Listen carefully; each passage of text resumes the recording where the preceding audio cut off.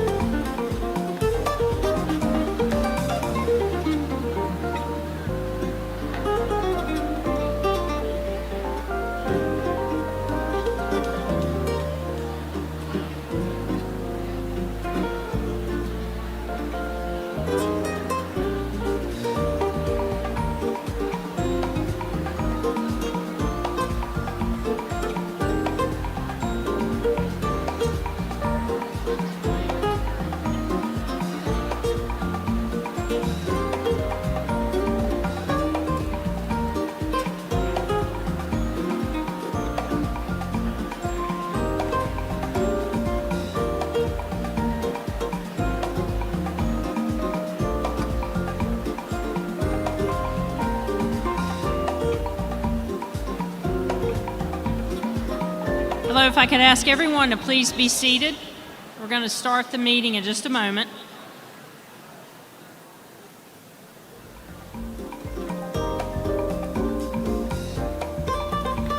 Please take your seats.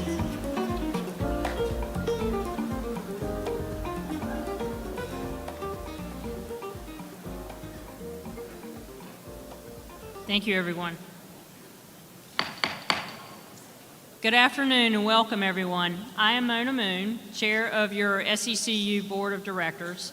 I'm pleased to call the 2025 Annual Membership Meeting of the State Employees Credit Union to order. Given the number of members in attendance today, I declare that we officially have a quorum. At this time, I would like to call on our parliamentarian, Jim Slaughter, who's an attorney and a certified professional parliamentarian, to outline today's meeting rules. Jim.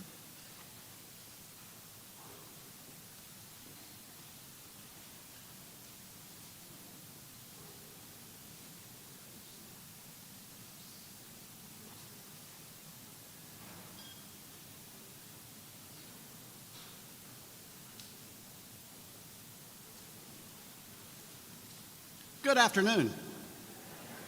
I was just asking, I didn't know if you had these in your packet. I know they're online, but since they're not at the meeting, I'm going to hit a couple of highlights. They are available in full, but it is simply not something you want to have me read out loud. So I'm going to hit some highlights and just recognize the rest are available online. Some dealt with the check-in process. That's already completed. Attendance process, that's already completed. The rules do state that in the event of a parliamentary dispute, anything falls to Robert's Rules of Order newly revised, which was released just a couple of years ago. Rule 4 says that up to 1 hour will be set aside during the meeting for a question and answer session. Members must submit questions in advance of the meeting. To permit as many members to ask questions as possible, we ask that you limit yourself to one question or topics. Members will be requested to provide their name and address, city of residence. We intend to answer as many questions as possible, and then it goes into what's the issue if there are multiple questions, how they will be answered, and what questions are appropriate or not. Those have been submitted. There are quite a few. They're going to be covered at the end of the meeting.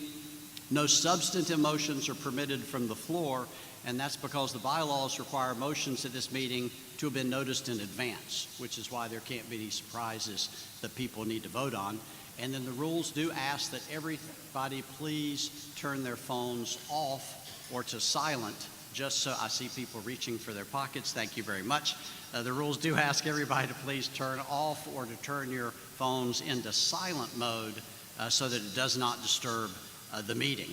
Other than that, the rules just go into the order of business, which you have before you. And other than that, again, everything that is not covered in the rules falls back either to the association bylaws or to Robert's Rules of Order. So sorry to make that so quick, but I know you're here for the business of the meeting and not to get a lesson in parliamentary procedure.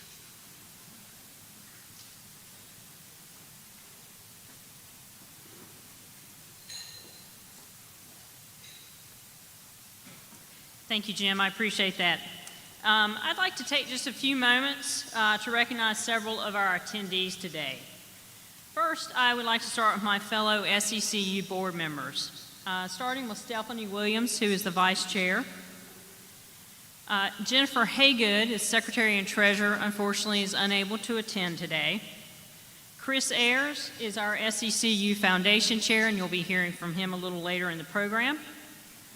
Bob Brinson, Michael Clements, Mark Fleming, Ben McLawhorn, who is unable to be here today due to illness, and we wish him a very speedy recovery. Barbara Perkins, Chuck Stone, who you'll also be hearing from in a few moments, and McKinley Wooten. I'd also like to recognize that we have a couple of SECU board members, foundation board members, at-large members, Brad McMillan and Jennifer Willis, who are both unfortunately unable to attend today. We also have some former board members with us today. If you are a former SECU corporate or SECU foundation board member in attendance, please stand to be recognized. Have some folks here today? Yeah, got at least one. Two.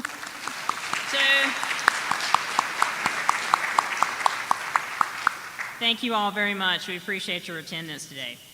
And we also have a few special guests that I would like to recognize who are here today. Please stand as I call your name, and if you would remain standing until everyone has been recognized. I'll start with Christina Ray, from the administrator for the North Carolina Credit Union Division. With her is Deputy Administrator for the North Carolina Credit Union Division, Misty Matthews.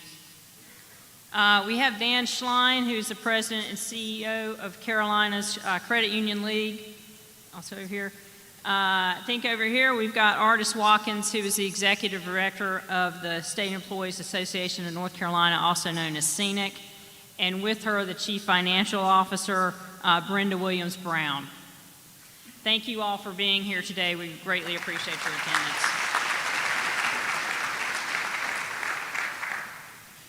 Many of you who are with us today are volunteers for SECU, and without our volunteers, we really couldn't do a whole lot of things that we're doing. So a number of you are serving on our advisory boards and various committees of the Board of Directors. We thank you very much for your service and your representation of members across our state. Finally, I would like to recognize any retired SECU employees and all the current staff members of SECU. If you will, please stand and be recognized.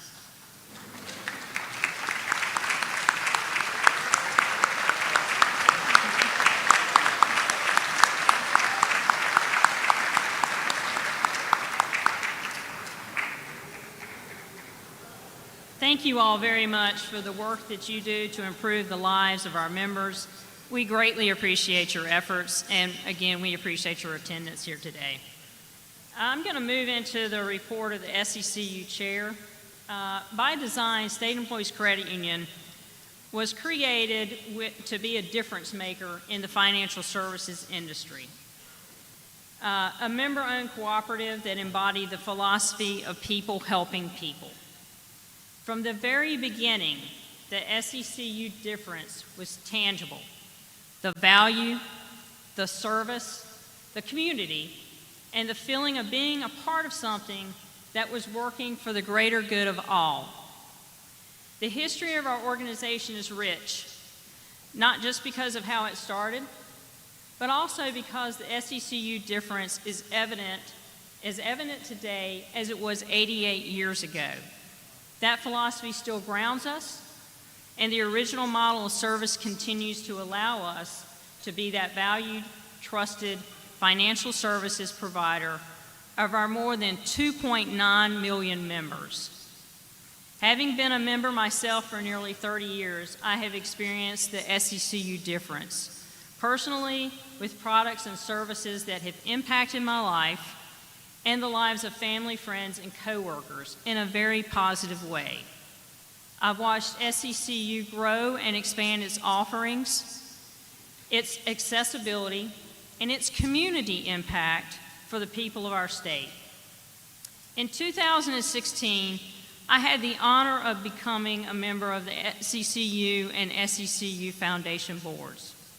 Through this volunteer service, I have been given a more expanded view of that difference, which has been humbling and incredibly inspiring. My fellow board members and I have had opportunities to engage with members at events across the state and hear how SECU is making a difference in their lives, helping them gain their financial footing and the confidence to pursue goals that were once thought to be unattainable. When Hurricane Helene hit our state in the fall of 2024, the devastation was indescribable, especially obviously for Western North Carolina. In the true spirit of people helping people, our credit union family joined together, taking swift action to help those impacted. Our staff worked tirelessly to assist members with their financial needs and to support each other. Truckloads of donations were collected at our branches and distributed to nonprofit partners providing disaster relief services. Many credit union representatives gave and continue to give generously of their time to volunteer with organizations helping to sort through donations, prepare care packages, assist with building repairs, and more. These disaster relief efforts, along with those of SECU Foundation that will be highlighted a little bit later, put the credit union philosophy into action in the most profound ways. At SECU, we are dedicated to our mission of improving the lives and financial well-being of our members, and we want the SECU difference to come to life in all that we do. We continue to evaluate our products and our services and work to improve the offerings to ensure we are adding value and meeting the needs of our membership. Over the past year, we launched our rewards credit card program, added a discount loan program for current and retired state employees, and enhanced member service delivery channels with a new mortgage servicing system, interactive voice response, and upgrades to our network of ATMs. In 2026, we will debut a new digital platform for member access and the SECU mobile app. I'm excited about the work that is being done and what has been accomplished for our members and communities over the past year. I encourage you to read more about all of this work in our 2025 annual report. On behalf of our board of directors, thank you to SECU's over 8,000 employees and 3,000 volunteers who serve and advocate for our entire membership. And thank you to the more than 2.9 million members who call SECU their financial home. We are driven by what matters to you, and we appreciate your support as we continue to work to make a positive difference for you and for your families. Thank you very much.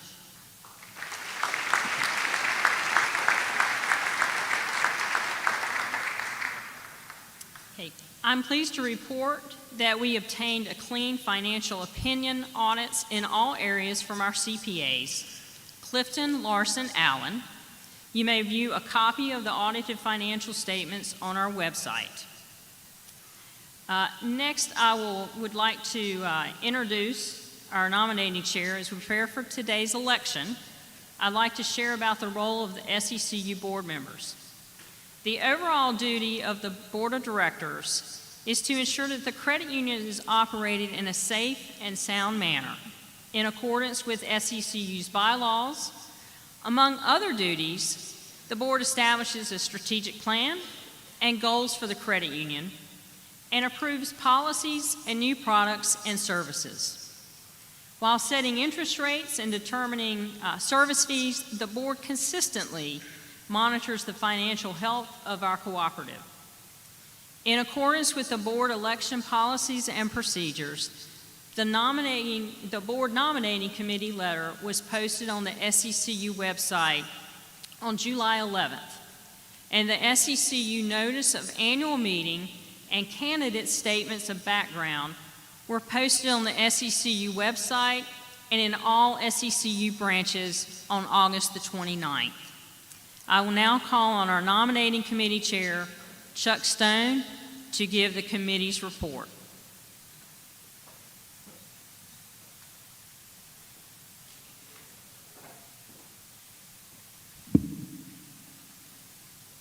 Thank you, Mona. Joining me on the nominating committee for the 2025 board election were fellow board members Stephanie Williams, Michael Clements, Mark Fleming, and McKinley Wooten, and at-large members Carson Carmichael and Jennifer Willis. I'd like to thank each of the committee members individually for their service.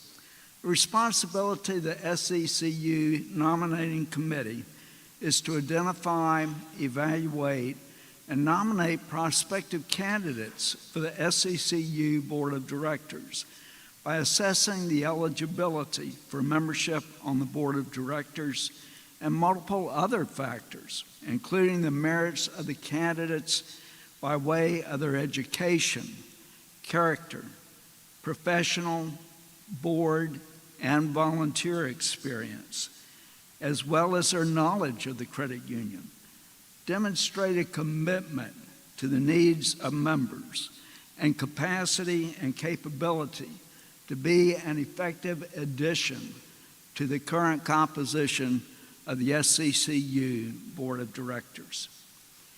Prospective candidates submitted applications to the nominating committee, all of which were reviewed individually and in detail.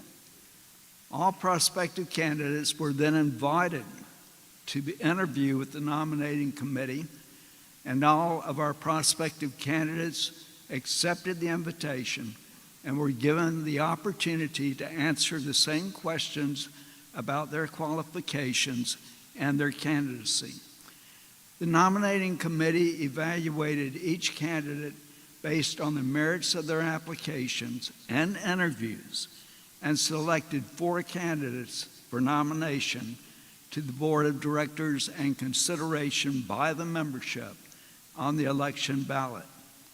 The 4 candidates recommended by the nominating committee to serve 3-year terms, which would expire October 28th, expired October 2028, are Chris Ayers, Amaka Flynn, Ben McLawhorn, and Thomas Parrish. Of the candidates who applied, Ayers, Flynn, McLawhorn, and Parrish best meet the evaluation criteria to continue to be effective directors for the credit union and advocate for our members in line with SECU's mission, our values, vision. Thank you.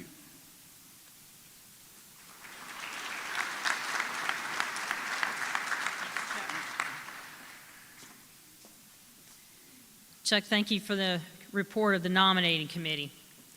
Because there is only one candidate for each open seat, there will not be absentee voting or in-person voting at today's meeting.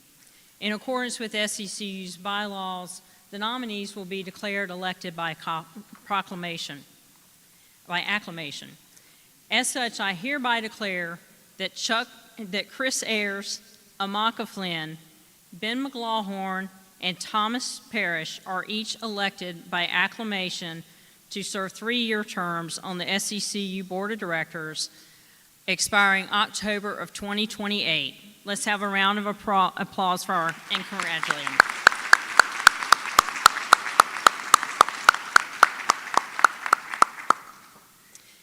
Thank you very much. I appreciate you all and appreciate your future service.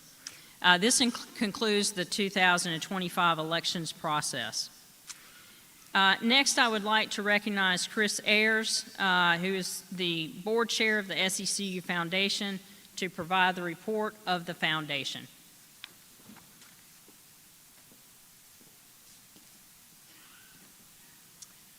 Thank you, Mona. Reflecting on the past year, I'm reminded of the powerful role SECU Foundation plays in our state as a catalyst for positive change.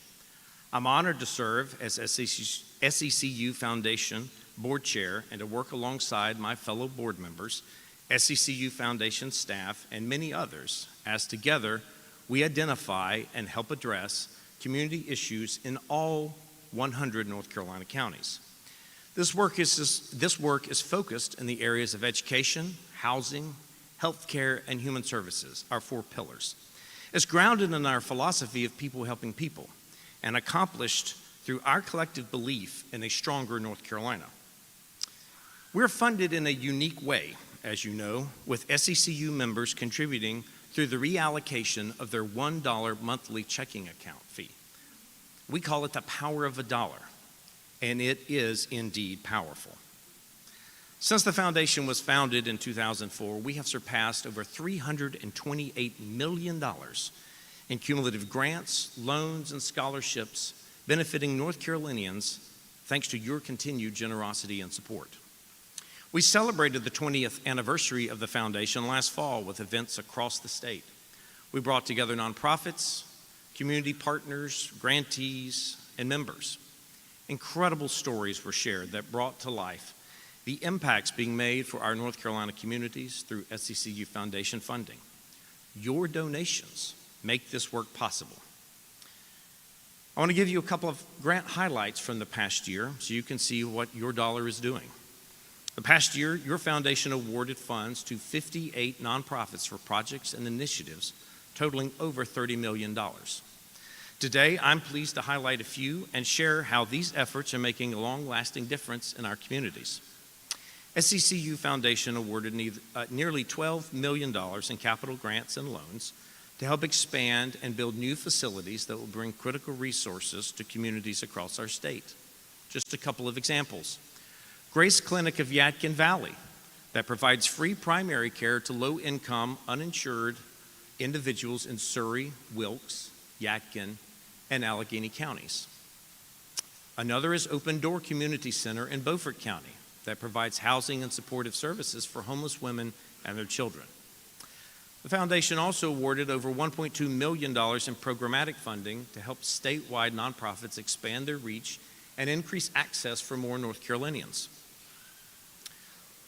A couple of examples. Foster Family Alliance received funding to streamline services and resources for foster families caring for vulnerable youth. Carolina's Foundation for Hospice and Home Care were granted funds to address the critical shortage and retention of personal care aides through education, onboarding, and standardized training, building up the in-home care industry across our state. Since 2017, SECU Foundation has helped smaller nonprofits increase their capacity and bring vital resources to the populations they serve through our award-winning Mission Development Grant Program. This year, your foundation provided mission development grants to 31 nonprofits located in 25 counties. This included the Stable Housing Improvement Project in Pasquotank County that helps provide supportive housing for underserved populations. Safe Space in Franklin County, which serves survivors of domestic assault and violence through shelter, advocacy, and education. Hope Coalition in Henderson County focuses on substance use prevention among youth and on long-term recovery for anyone impacted by addiction. Now, it was right about a year ago that we were here in Greensboro, just a few weeks after the devastation of Hurricane Helene. You'll remember we had some empty seats last year because there were folks that were still in Western North Carolina. Some couldn't make it here. Others were at home picking up the pieces, helping their family, neighbors, and colleagues put their lives back together. I would like to acknowledge the Foundation's nearly $9 million to support disaster relief and recovery efforts following the devastation of that hurricane. Grants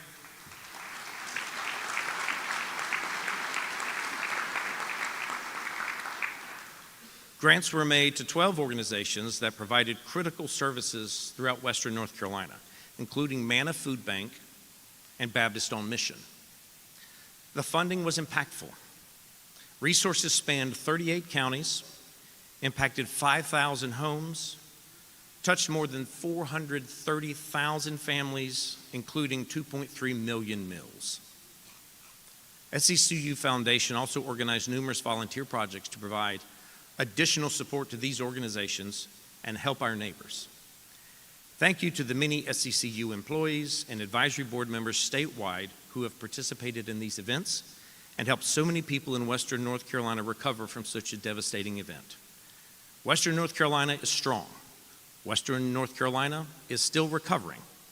And thank you for rising to the occasion to help our neighbors out west. The Foundation also continued our focus on education with the renewal of our People Helping People Scholarship and Bridge to Career program. These statewide educational programs provide support for students in all 100 counties, assisting high school seniors and community college students throughout the state as they work towards their educational goals.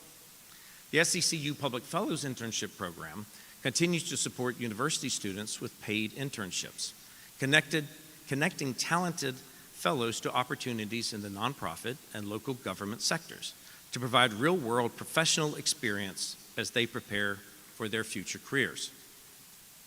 Now, this is just a glimpse of our collective work from the past fiscal year. You'll see more highlights in our upcoming video.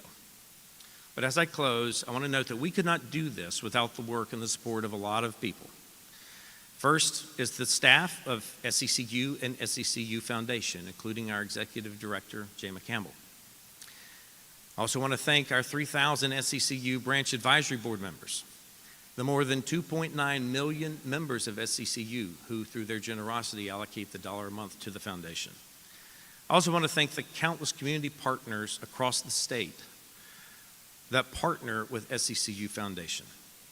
Together, we are strengthening communities and improving the health and well-being of our fellow North Carolinians. Thank you again for your generous support of SECU Foundation. At this time, please turn your attention to the video screens for more information on our SECU Foundation.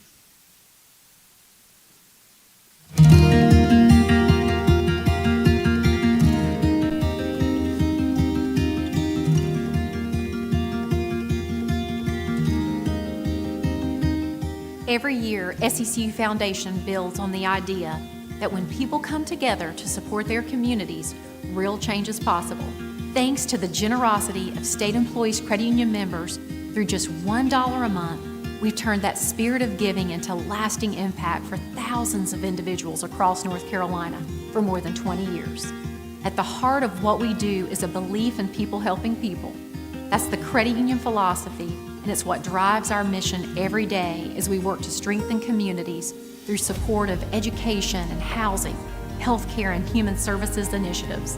From the mountains to the coast, we're focused on helping North Carolina grow stronger, more stable, and better connected. Thanks to your support, we've worked with 58 organizations over the last year, from small nonprofits just getting started to larger organizations with a statewide reach. Together, your $1 monthly contributions awarded more than $30 million in grants, loans, and scholarships this year alone. That support is doing real work, opening doors to education, making healthcare more accessible, providing affordable housing for our neighbors in need, and helping people through some of life's toughest moments. Here are just a few ways your dollars made a difference over the last year. More than 3,000 university and community college students from across the state receive financial support through our People Helping People scholarships, our Bridge to Career program, and Public Fellows internships.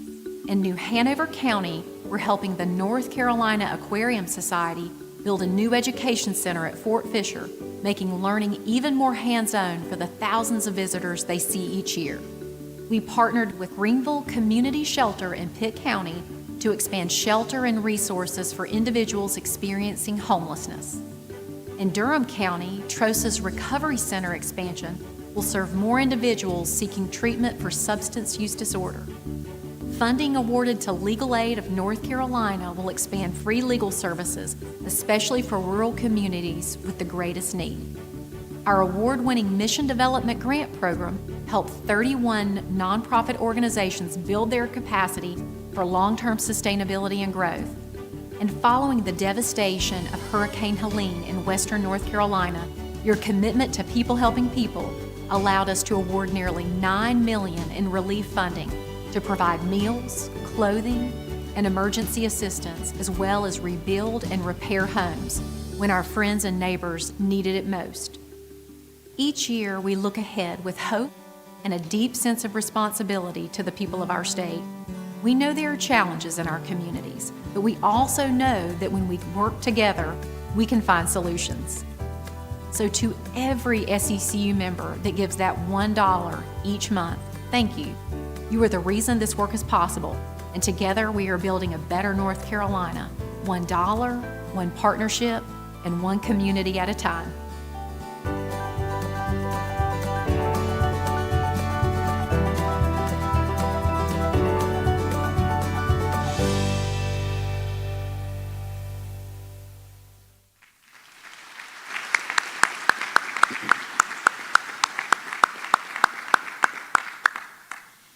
Thank you, Chris, for that report. It's always wonderful to hear the positive impact of our SECU Foundation that it has on the lives of our members and the people of North Carolina. So thank you again for your report, and as always, a great video.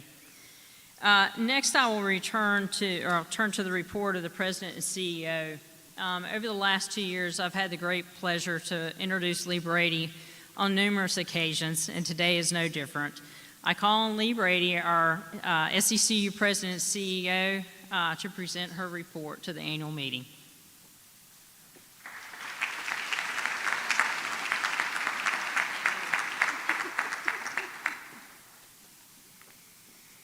Okay, let me set the record straight on my light blue blouse. As an NC State grad, folks thought it was a little odd that I was wearing light blue today. Now, I do match the background. That's number one. And I am just one of the many NC State supporters of Bill Belichick. Just want you to know that.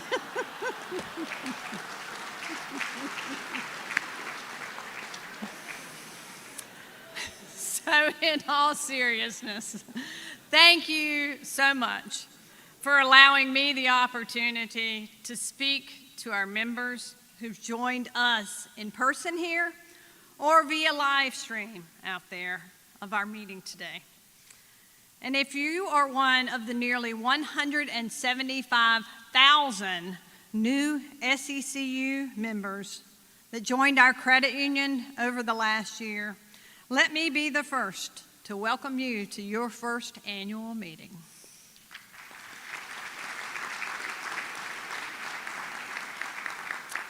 So much has changed over the past year, and today I am pleased to update you on the financial status of your credit union, fill you in on the progress maybe of some initiatives that I outlined last year for you, and share our excitement and hopefully get you a little bit excited too about what is planned for the year ahead.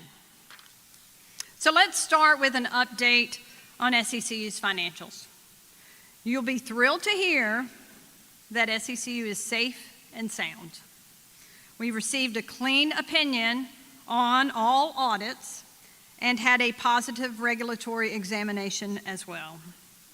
The credit union saw growth in the past year in both loans and deposits, with loans growing by $2.2 billion, that is with a B, and our deposits growing by $4.2 billion. So clearly we have some extra money to lend out, folks, okay?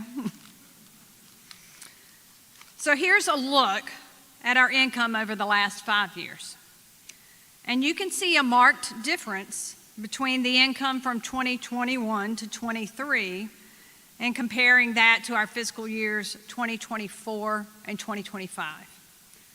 That was intentional. Our board and our SECU team focused on providing more for members through higher deposit rates, those mostly in share-term certificates and money market, to offering more competitive rates on consumer loans, to eliminating some fees. And that was in an effort to do what I think we do best, and that is keep more money in our members' pockets. So when you look specifically at fees, and that's fee per member per year, and see how SECU fares when we compare ourselves to peers.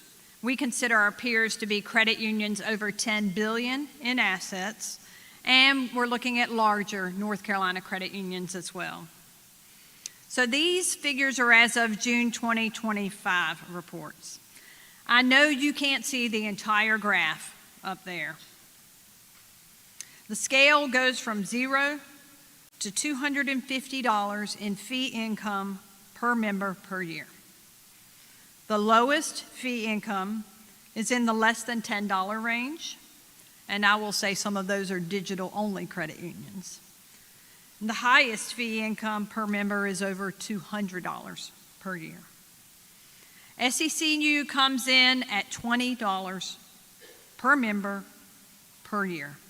That's that little orange color and the lighter blue, not quite Carolina blue, but the lighter blue color there, right, on the screen. But SECU's peer group, that comes in at an average of $62 per member per year. So your board is paying particular attention to where SECU falls in comparison to others and trying to do their best to keep more money in your pockets. So while, yeah, absolutely.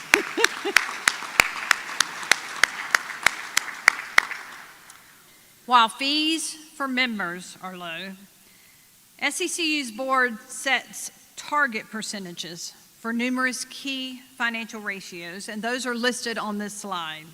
So the left-hand column kind of gives you that measure and what is being measured. Middle column is that target, and the column on the right is where we ended the fiscal year. We are so very close on these targets. You may be wondering why the target of asset growth is 0%. And we ended the year at a negative 0.52% growth.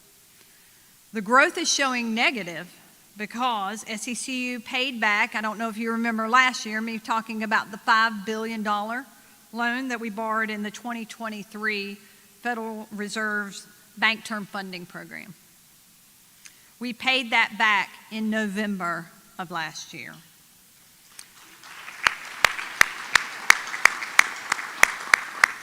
And let me reiterate that we did borrow that for additional liquidity, and it proved to be very beneficial for our members because we were able to invest those funds at a higher rate than what we had to pay on the borrowing. Does that mean we made some money on that? Yep, it does. And with that money we helped to put back in members' pockets. And with the payback, your SECU has no debt at all.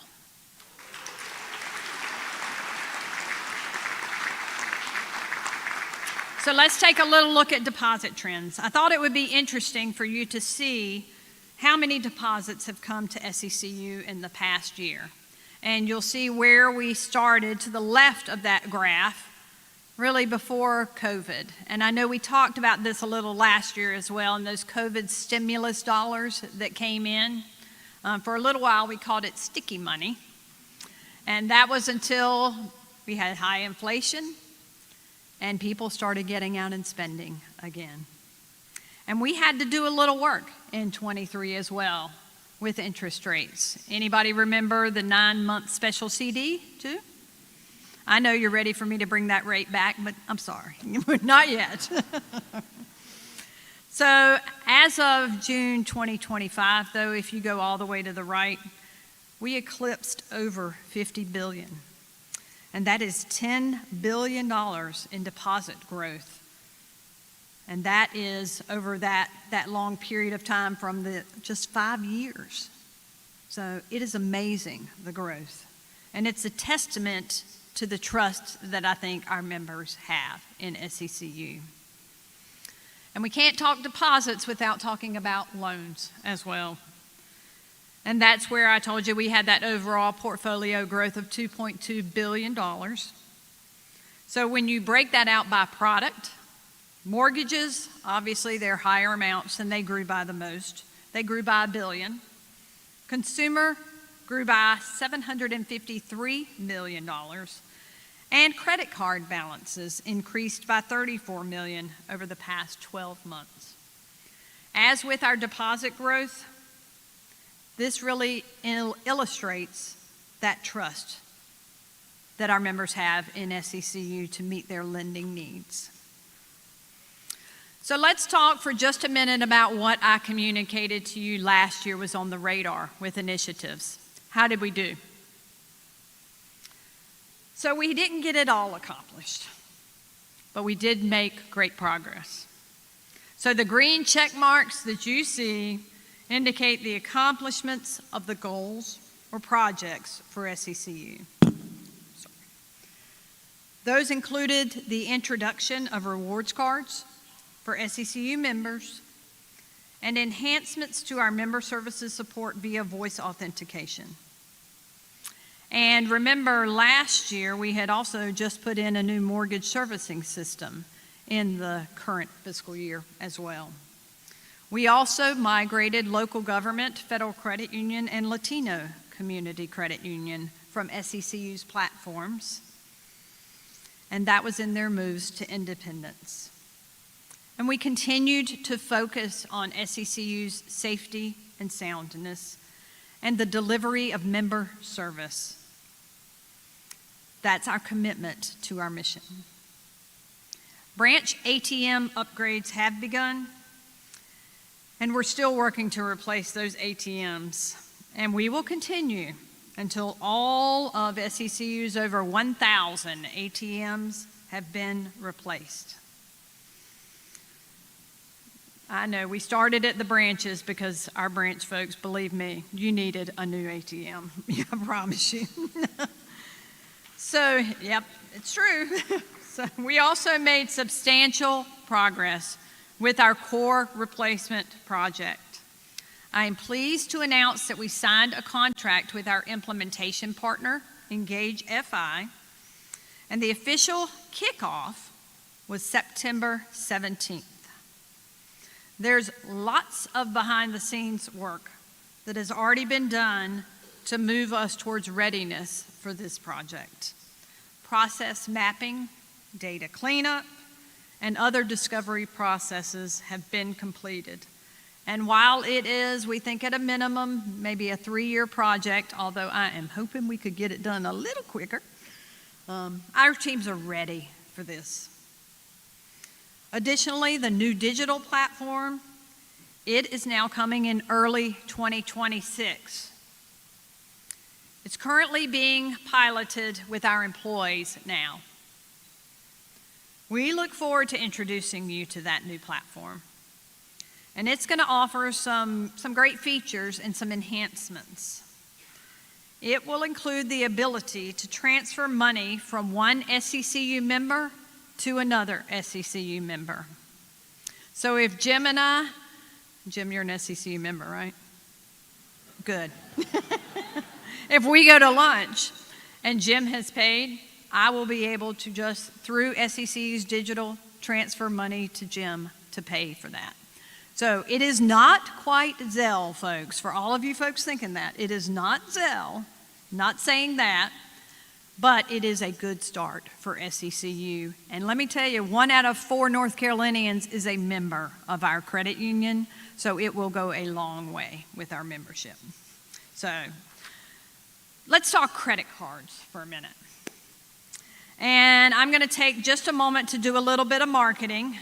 My marketing folks are probably scared right now. And I'm just wanted to plug our new credit card products.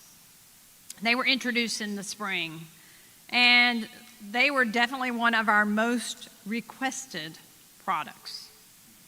We still offer the SECU Classic Card,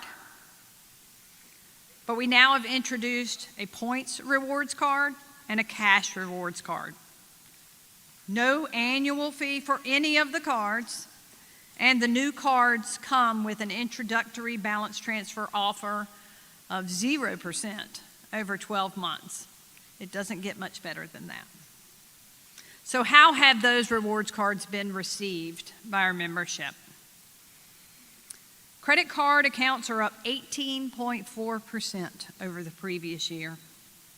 And another positive statistic for us is that 75% of our new credit card holders are actually new SECU credit card members.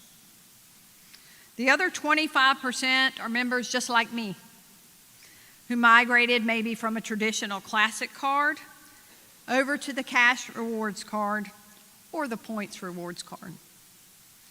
We are pleased with the initial results from this. And our teams were honored to receive Loyalty 360's Program Vision Award at a recent industry conference. The rewards card, as I said, they were born from member requests. And it's very important for us to constantly be listening to our member owners and find out what we're doing well, where we can improve, because we are not perfect, and what we might need to adjust moving forward.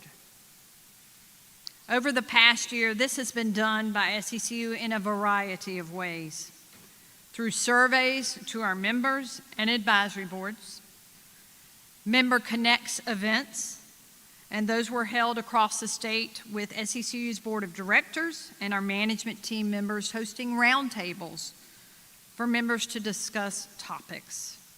And via our always-on channels. That includes through our branches, our contact centers, and our digital channels. So let's focus in on the member survey for just a minute. And what did the member survey tell us about how SECU is perceived? First, it is important to note that we received nearly 32,000 responses to this year's survey. And you're looking at the girl who used to administer every single membership survey. And we had the lowest probably I remember us receiving in terms of feedback was from maybe about 300 members to maybe 2,000 members. This is a new record for us to hear from 32,000. And you might not think that that's positive, given that the survey was emailed to 1.3 million members and it was mailed to 10,000 randomly selected members. But I'm telling you, it is more than we ever heard from before. And SECU's overall Net Promoter Score is 79.4. It's not like your 79.4 you get on a test, folks. It's a lot better than that. It is a top-tier score. And that Net Promoter Score, that scale is a -100 to a +100. So a good NPS score, it hovers around the 60. A 79.4 for SECU is just outstanding. We thank our credit union members and the great SECU employees who provide those members with that outstanding service every single day. Another focus for us outside of listening over the past year is making sure that we're helping to keep members informed. So we're utilizing email more often.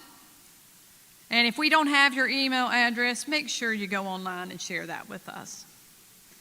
And we also installed, if you've been in any of our branches, we've also installed digital display boards in our branches. The displays are an engaging way for us to highlight SECU's competitive rates, products, and services for all who visit us across the state. So when we talk about keeping informed and educating our members, I'm going to do something that's normally not done by a presenter, and I'm asking you to pull out your phones. And we want to test your knowledge just for a minute. It's just a few questions, so I promise you it's not going to take that long. Pull out your phones and use your camera to scan the QR code on the screen, or you can join at slido.com and enter hashtag SECU or that pound sign SECU. I see everyone up. All right. Okay, give me arm raises when you've got it. Don't be alarmed if you see a message. There are no active polls yet. And you're going to see that same message in between. It's going to be on display in between every single question we ask. All right, raise your hand if you're ready to get started. All right, we're good to go. So let's get started here. True or false? SECU members have access to financial planning and investment services. True or false?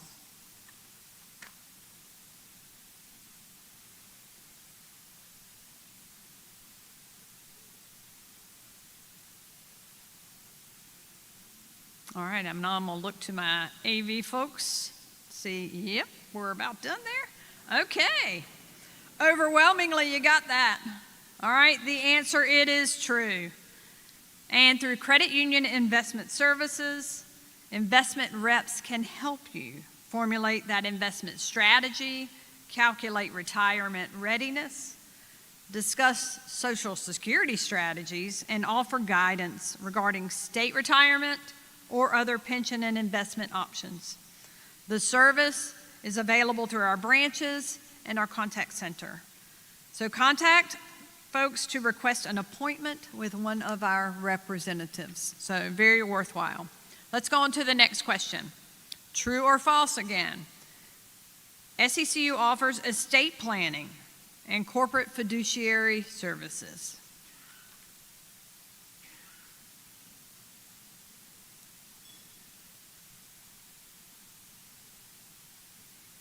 I should have said our employees should not participate, shouldn't I? Let's hope you all get that right. Okay, you ready, Trudy?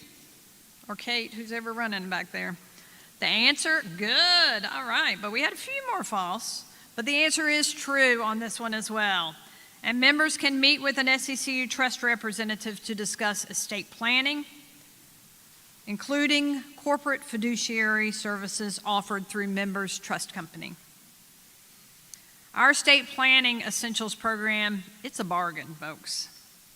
And for a low fee, members for most situations are going to receive a will, healthcare directives, and a power of attorney in a single appointment with a participating attorney at a local SECU branch. If you don't have a will, I would recommend you call us and you get that taken care of. All right, so last question I believe here.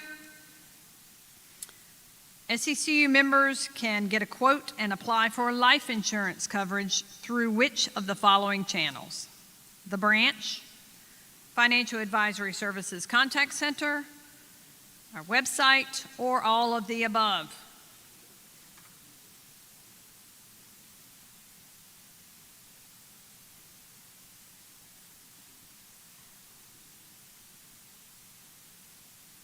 Okay, we ready? Yep, you got it. Boy, these employees are doing really well. SECU's wholly owned subsidiary, SECU Life Insurance Company, they offer simple, straightforward life insurance and annuity products to North Carolina residents. You can get a quote, apply for, and if approved, obtain term or whole life insurance coverage by visiting your local branch or by calling the contact center too.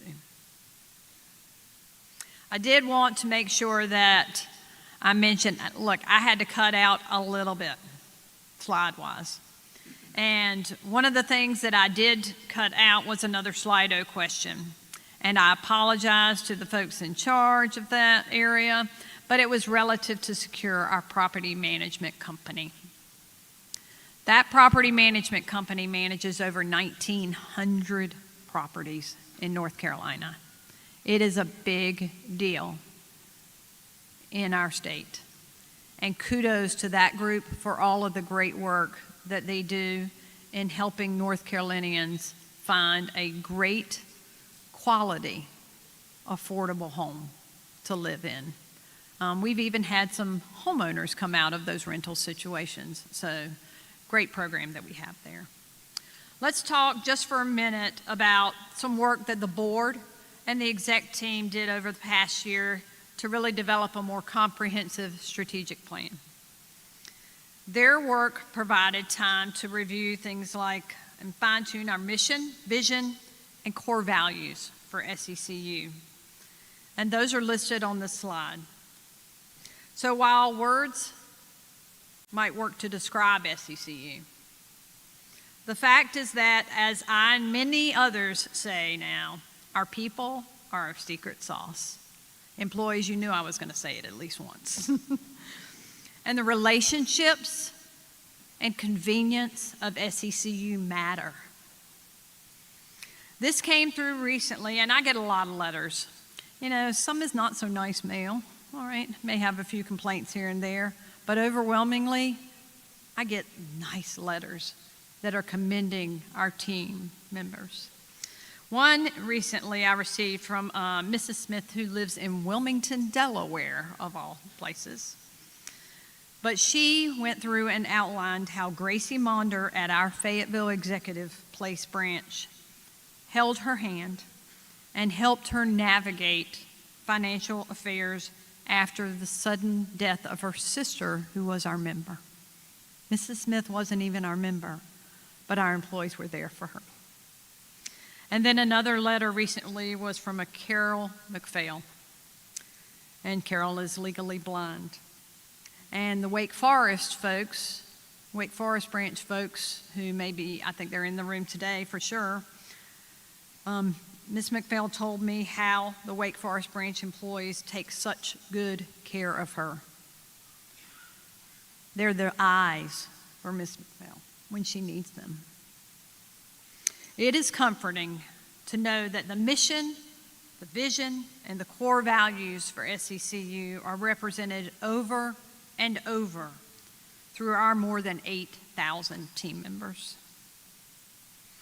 Now, the strategic plan for 26 to 28 includes these areas here as outlined on the slide. And it's going to be keeping the members at the center. You will see members there. But the goals are member experience, employee experience, technology enhancements, and always safety and soundness. Each of the initiatives that our credit union is going to undertake in the coming years, they will all tie back to those 4 goals, and always keeping members at the center of thought. Which brings me to what is happening in fiscal year 26. So with a lot of work being accomplished in fiscal year 2025, there is still a lot to be done for our SECU members. The list includes finishing those branch ATM upgrades and working on upgrading those additional 800 plus units that I outlined earlier. And we also are going to plan to deploy a mobile ATM this year. And that's going to assist us in emergency situations like we had with Hurricane Helene. And I don't know if you recall Suncoast Schools Credit Union, Suncoast Credit Union from Tampa, Florida. They allowed us to use their mobile ATM last year. And poor Jamie Applequist, where's Jamie? Jamie Jamie drove it all the way to the mountains, and I think maybe Mark or Jonathan or folks in Morgan maybe rode. But that mobile ATM, I don't know if you remember me saying it dispensed $70,000 in cash that first weekend for people who needed cash. We might say that everything's digital now, but with no self coverage and no electricity, cash was king. And after they came back, one of the things that I think we all said as an executive team was, we need a mobile ATM. So it can be deployed in response to those disaster events, but we hope that it will also bring some joy, maybe, and going to community events as well, and highlighting the services of SECU. So we will be formally announcing our core replacement vendor. Legal tells me I can't say anything until that ink is done and dry. But I can tell you we are not far away from that. While it's a multi-year project, and I talked about all the work that's being done behind the scenes already, the teams are going to be working to replace what I call the engine, so to speak, of the credit union. It's a 1983 mainframe that really, it's been a workhorse. One important note here is that it's also going to give SECU the ability to offer small business services, something that has been requested time and time again by our members. So fiscal year 26 is also going to bring the rollout of our new digital platform that I mentioned, that member-to-member transfer when Jim and I go to lunch. And we're going to be working in the next year to bring new loan and credit card payment options to members. We don't make it easy sometimes to pay SECU. And rest assured, our continued focus on member service, education, and living the SECU mission will always be top of mind and always on our list. So, a couple of things before I forget. One, and she is not here with us today. She is back in Raleigh, but I'm hoping she's here via live stream. Last year, Rose Skinner hit 50 years of service. But we had another 50-year service this year, and that's Diane Buchanan in our Raleigh area. So Diane, I hope you are listening.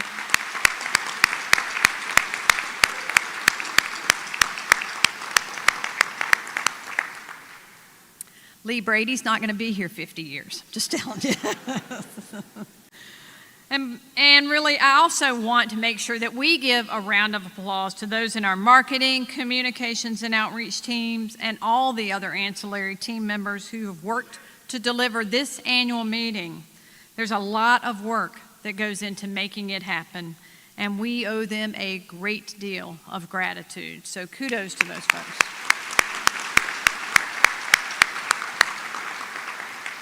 Then I want to recognize a few folks. So Ryan Suttles, where are you? Where is Ryan? Stand up, Ryan. Oh, you're standing up. Okay. You're way in the back. He's not short. That was not a joke. All right. Ryan is a real estate specialist, too, in our loan administration area. And he competed recently against others from all across the country. And he is the 2025 Credit Union Executive Society Emerging Leader. He won. So give him a...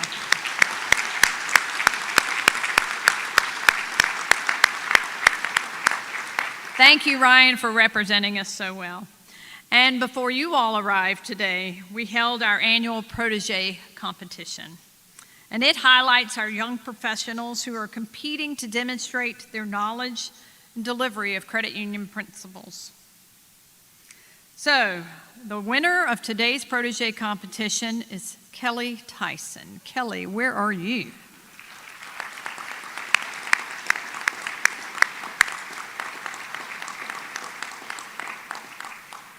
Okay, I can't see Kelly. Is Kelly here? Oh, no. All right.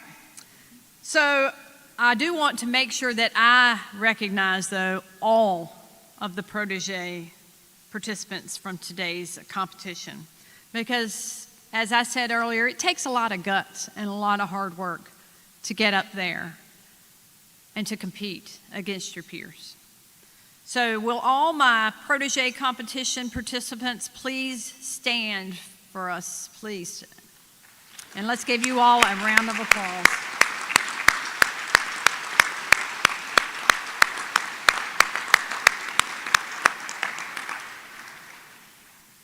I always say they give me the confidence that the future of SECU is bright. And last but certainly not least, I'd like to thank the volunteers of SECU's Board of Directors. They give so much of their time to this organization, and they have zero compensation, folks. Absolutely.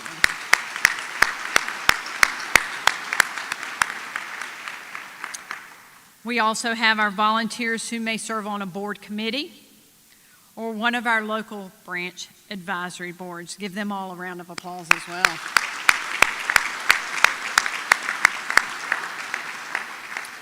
And then I want to thank our SECU management team and our employees.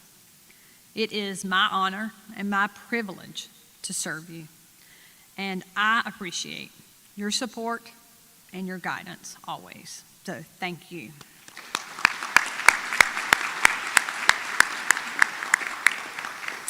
And I now would like to turn the meeting over to Board Vice Chair Stephanie Williams, and she's going to come up for a special presentation.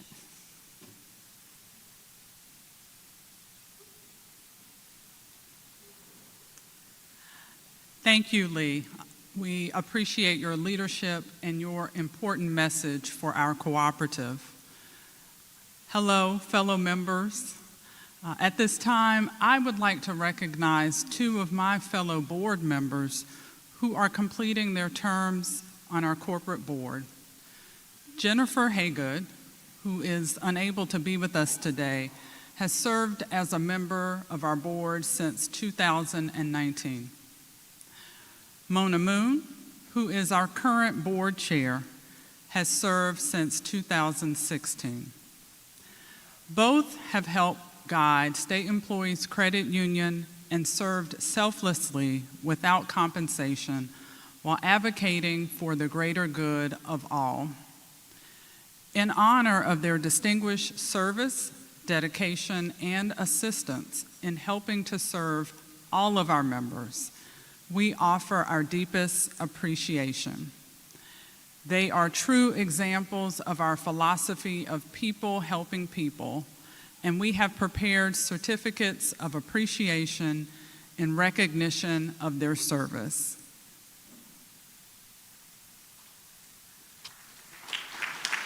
Mona.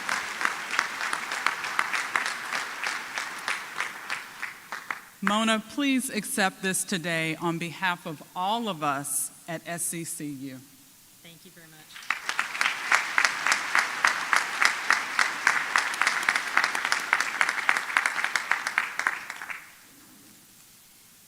Thank you, everyone. Thank you, Stephanie. Thank you to my fellow board members. I said it before, but I'll say it again. It has been an honor and a privilege and my sincere pleasure to serve alongside my fellow board members, to serve our 2.9 million credit union members, and I look forward to continuing my membership with the credit union. There's a lot of great things that are coming as Lee's outlined, so I appreciate that very much, and thank you, Lee, for your report. As we have indicated before, we've reserved an hour, up to an hour, for member question and answer session. Those questions were submitted in advance of the meeting as you registered. We intend to answer as many of those questions as time allows. If there are questions that we are unable to answer during the question and answer session and are of general interest to the members, we will post a summary on the website after the meeting. I will now call on Leslie Jenkins, who is the Associate Executive Vice President of Marketing, Communications, and Outreach, and of course Lee Brady for the question and answer session.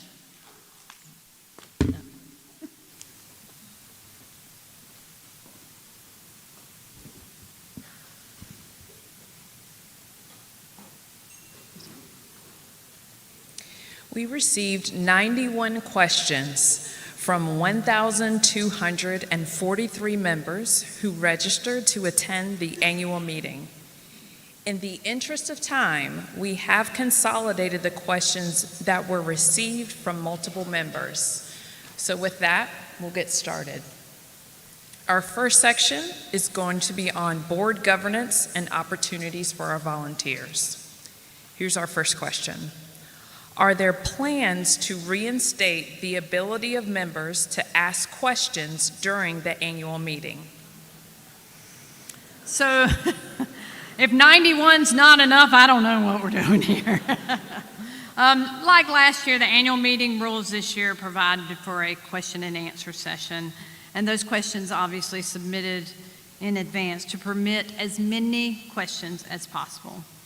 Last year, we answered 90 questions submitted, and we addressed subjects that ranged from creative ways to serve rural North Carolinians to the format of the annual meeting to demands for the CEO to resign. So this format really, it delivered substance. And we're pleased to use it again as it allows any member who registers for the annual meeting to propose a question. And I'm telling you, sometimes it is not easy for a member to ask a question in front of 1,000 attendees. So, with this new election, what will you bring to the table, and how do you plan to implement these ideas and make things stronger and better for us here at SCCU? So the 4 candidates who were elected by acclamation were selected by the nominating committee, and their background statements, they are available on our website for anybody to look at. The board of directors really wholeheartedly works to improve the lives and the financial well-being overall of our members in all that they do on behalf of SECU. So that is a general statement, but that is generally what the board does. How do you join a committee? At-large board committee members may be appointed to committees by the board chair. Members interested in volunteering at SECU are encouraged to reach out to their local branch to express interest in serving on an advisory board. Or look around the room and ask one of our almost 500 advisory board members that have graciously joined us today. They'll let you know. What opportunities can SCCU create for advisory board members who have completed the service on a local advisory board? First, thank you for your service, and we are grateful for your desire to continue to support the credit union. I see Mary Pons out there, and she is one, all right, who's given us long-standing service. There are a variety of state and local community involvement initiatives throughout the year where we would greatly appreciate that volunteerism and support, even if the term on the advisory board has ended. So please contact your local branch to express interest in participating in these opportunities, and we will continue to explore what our advisory board members can do. Has the board considered allowing all students who are members of SECU the opportunity to apply and receive the scholarship even if they do not attend a state-supported school? So in establishing the criteria for the scholarship programs, the Foundation Board of Directors chose to focus on North Carolina public high schools, universities, and community colleges, and that really strengthens our commitment to public sector employees and SECU's field of membership. As the educational landscape evolves, We will continue to review our scholarship criteria to ensure the program aligns with the Foundation Board's goals. Would you explain the details and purpose of the most recent SECU board-approved bylaw amendments and advise when a copy will be available to SECU members? So state law requires that any new proposed bylaw amendments be submitted to the administrator of credit unions for approval. The last time SECU submitted proposed amendments to the administrator was in 2023. Bylaw changes are only made if SECU concludes that the changes will improve corporate governance and are in the credit unions and the membership's best interests. If any future bylaw changes are ultimately approved by the administrator, they will be shared with the membership as prescribed by the SECU bylaws. Our next section. How has LGFCU closing affected SECU? So just wanted to clarify, LGFCU did not close. Though the merger with Civic did result in a name change for them. In regards to the impact to SECU, we prepared for the reduction in non-interest income and expense in our budget. That was about $60 million. And as you could see in my previous presentation, SECU is safe and sound. We did see numerous local government federal credit union members who qualified for SECU membership. We saw them join our credit union over the last 6 months, but we were fully prepared from the budget standpoint for that. This next section is about strategic planning. What are the biggest wins as an organization SECU has had for its employees and its members this past year?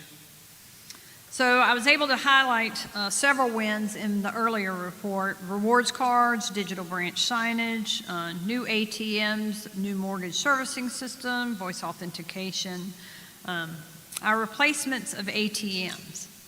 That began at the branches first to specifically, as I indicated earlier, assist our employees, as there are fewer downtimes for those newer machines now. We still have, as I mentioned, a lot of work to do, but we're happy with the results from this year. How does the board measure the overall success of the credit union? Is it focused purely on financial metrics or also on its mission?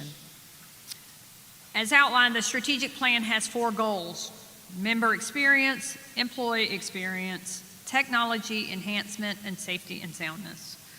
So our strategic objectives and the key performance indicators, they do include financial metrics to help ensure that we are safe and sound, but we are also dedicated to those other 3 goals.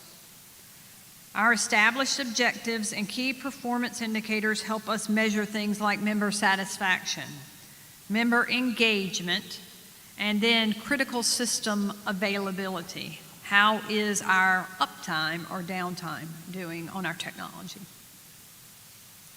What is SECU's strategic plan over the next 5 years to help combat the increasing prices of daily living?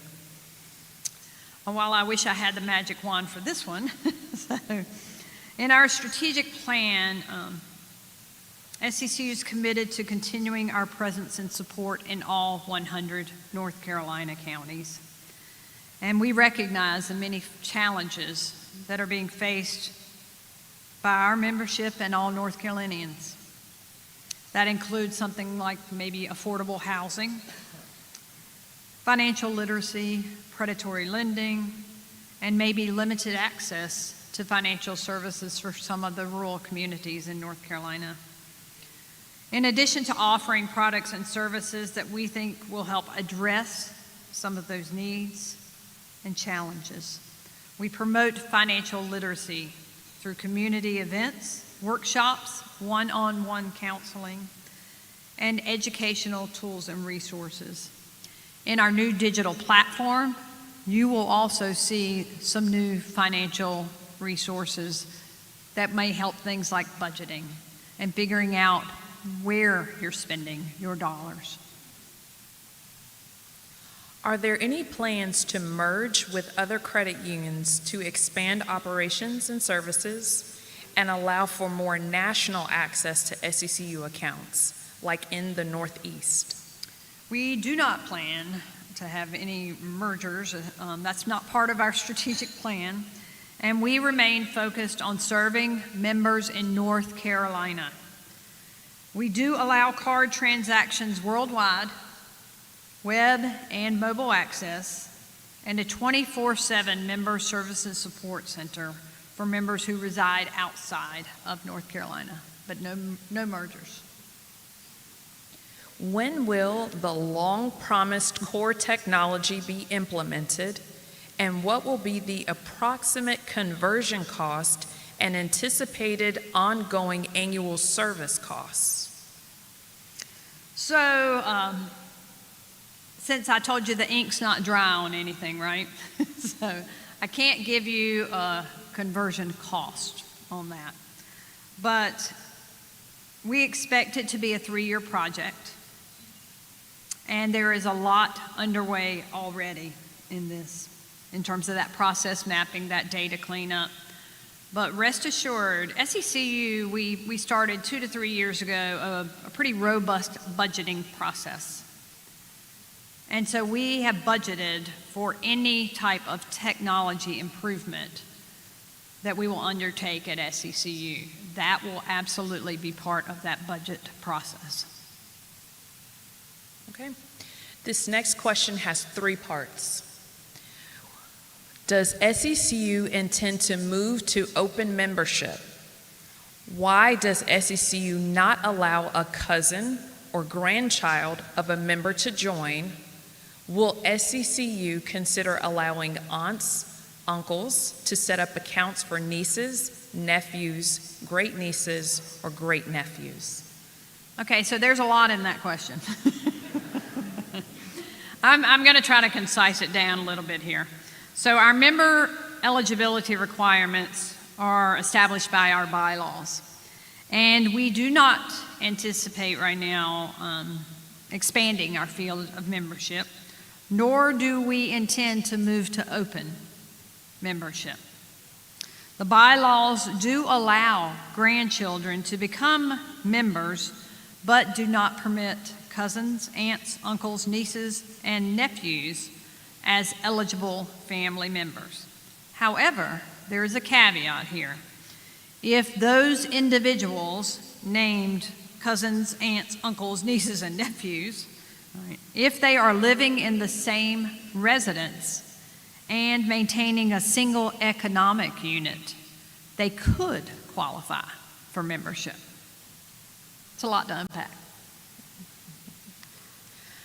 Question from a member. I would like to know if state employees will ever allow accounts for nonprofits again. I sure hope so. Once our new core system is in place, we're going to be positioned to reconsider allowing those accounts, yes. For this next question, we have combined 8 questions on this same topic. Does SECU plan to offer business accounts or loans in the future? So 8 out of 91 folks have asked for small business services. I get it. It is absolutely everywhere that I think the board goes and the staff goes, they hear the request for small business services.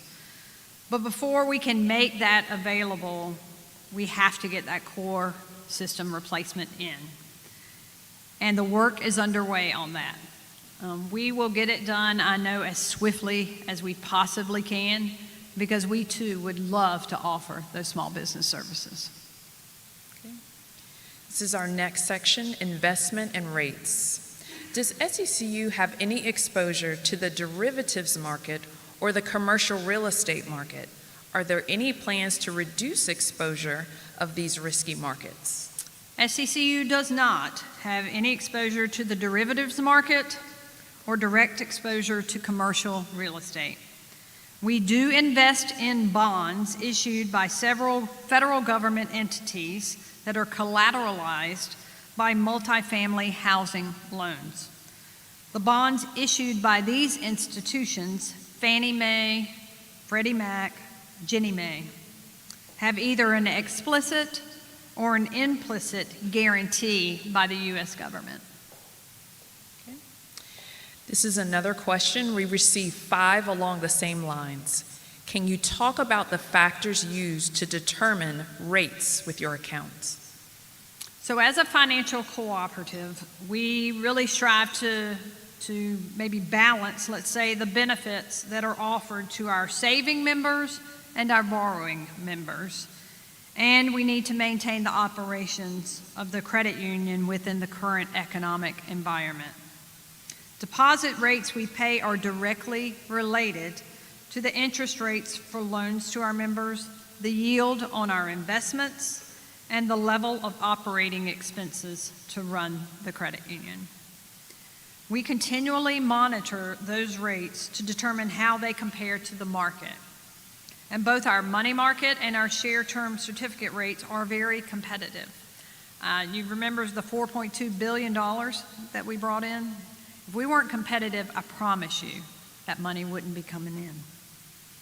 We are often in the top tier of financial institutions in North Carolina. We pay close attention to that. Okay. 2 more questions regarding the direction of rates. What do you see interest rates doing for the remainder of this year? My crystal ball says. So the rates that we offer depend on a few factors here, especially the overall interest rate environment in the U.S. And given the recent declines in market rates and the Federal Reserve's current stance, we do believe that rates will continue to move lower. This is going to likely impact both our deposit rates and our loan rates. Not so good for the savers, but good for the borrowers, right? And the timing and the magnitude over the next 12 months, I can't stand up here and say with any certainty.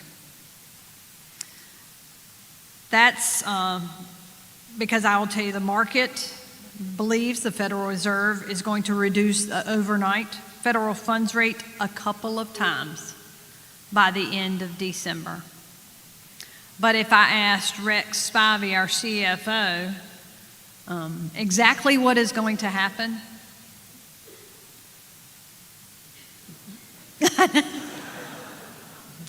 I can tell you we thought they were going to lower rates a long time before they ever did. So it is an up in the air thing, and I'm sorry about that. 1 more prediction request. Will mortgage rates ever go to a fixed rate? Well, we actually do offer, maybe I should have put this in as a Slido question.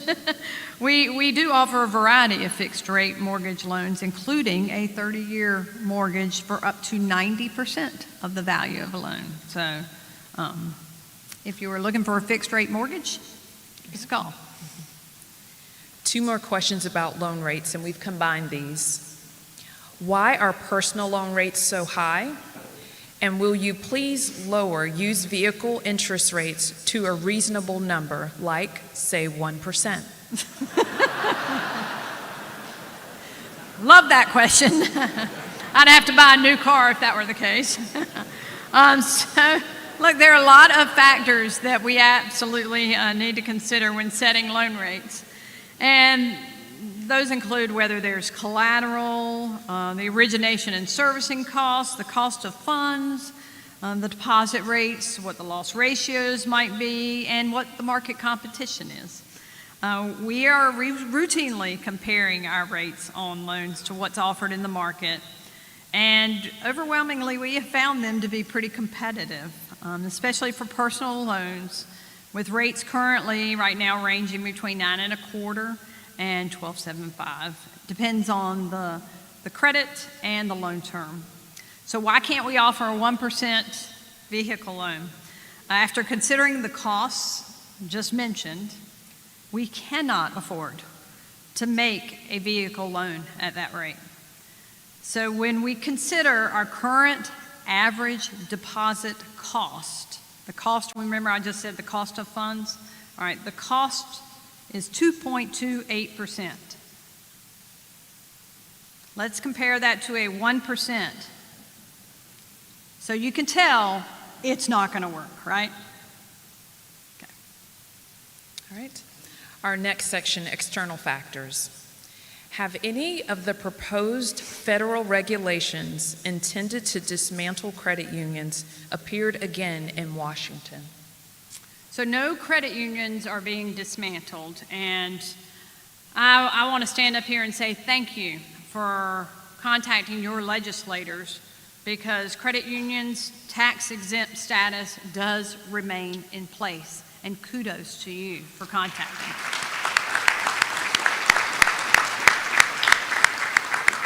So while the National Credit Union Administration, they are our insurer of our deposits, and then we're also regulated by the Consumer Financial Protection Bureau, they have both been impacted by the current federal administration. Our state regulator, of which is over here, Christina Ray and Misty Matthews are here, they have not been impacted by that. So we, in this case, I think are very fortunate that we are a state chartered credit union, and happy to be that. We've received 3 questions about helping members deal with their fears of the current economic environment. How will SECU be there for its members? So SECU has always provided assistance to our members, and we're going to continue to do so. It's what we do best. Should a member find themselves in an economic hardship, SECU is absolutely prepared to assist. And if you encounter any of your fellow members that need assistance, send them our way. So they can contact also a collections specialist for further assistance. And then we have financial education materials and financial planning, help with budgeting through financial advisory services as well. So we are there for our members. We want to always be there for our members in their time of need. So send them our way. Another question. I have experienced several instances of service that did not adhere to the mission of this organization and does not best educate and serve the great members of this union, of the employees of state of North Carolina. How do you intend to grow the strength surrounding your mission statement and regain the quality service you once provided? Well, I am sorry that you have experienced several instances, and if you have, I want to hear about it. That's the only way that we can fix something. So our focus is to always deliver the best member service possible through all of our delivery channels. And if we're not meeting that standard, then contact us for sure. We have feedback options on our homepage. Contact someone in our branch, our call center, mobile app. Scan that QR code just located at every single branch as well. Send us an email. There are many, many channels to get that information to us. But if there is an issue somewhere, we will never be able to fix that issue unless you let us know about the specific issue. Prior to COVID, a secret shopper program was in place for members to rate their experiences within branches. Why not reinstate this program as a means of training and enhancing customer service?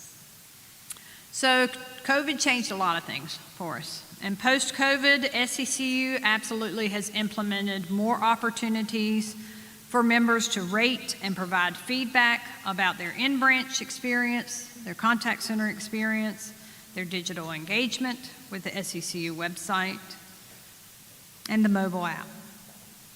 So each month, we receive thousands of rankings and messages, and that helps us identify what we are doing well, the general areas of improvement, and when the training updates might be needed.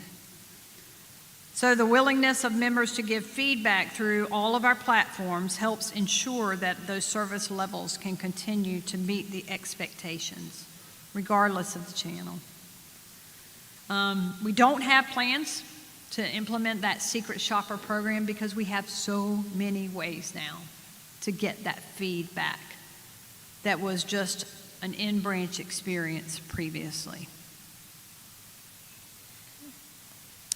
Again, speaking on behalf of a member, I have heard that SECU discriminates against its Black members and intentionally sets them up for failure. Is this true? Okay, I was a little taken aback with this question. Look, our mission is to be the trusted provider of financial services to every eligible member and to enhance the quality of their lives and financial well-being while maintaining our fiscal strength.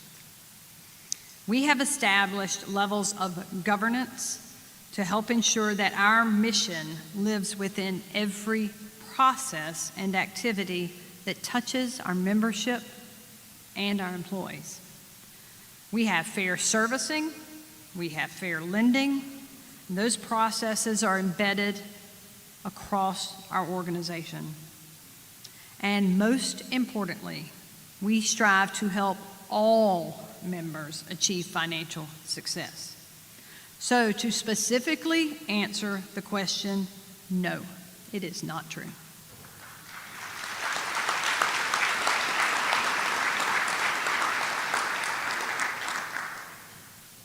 Our next category, branches.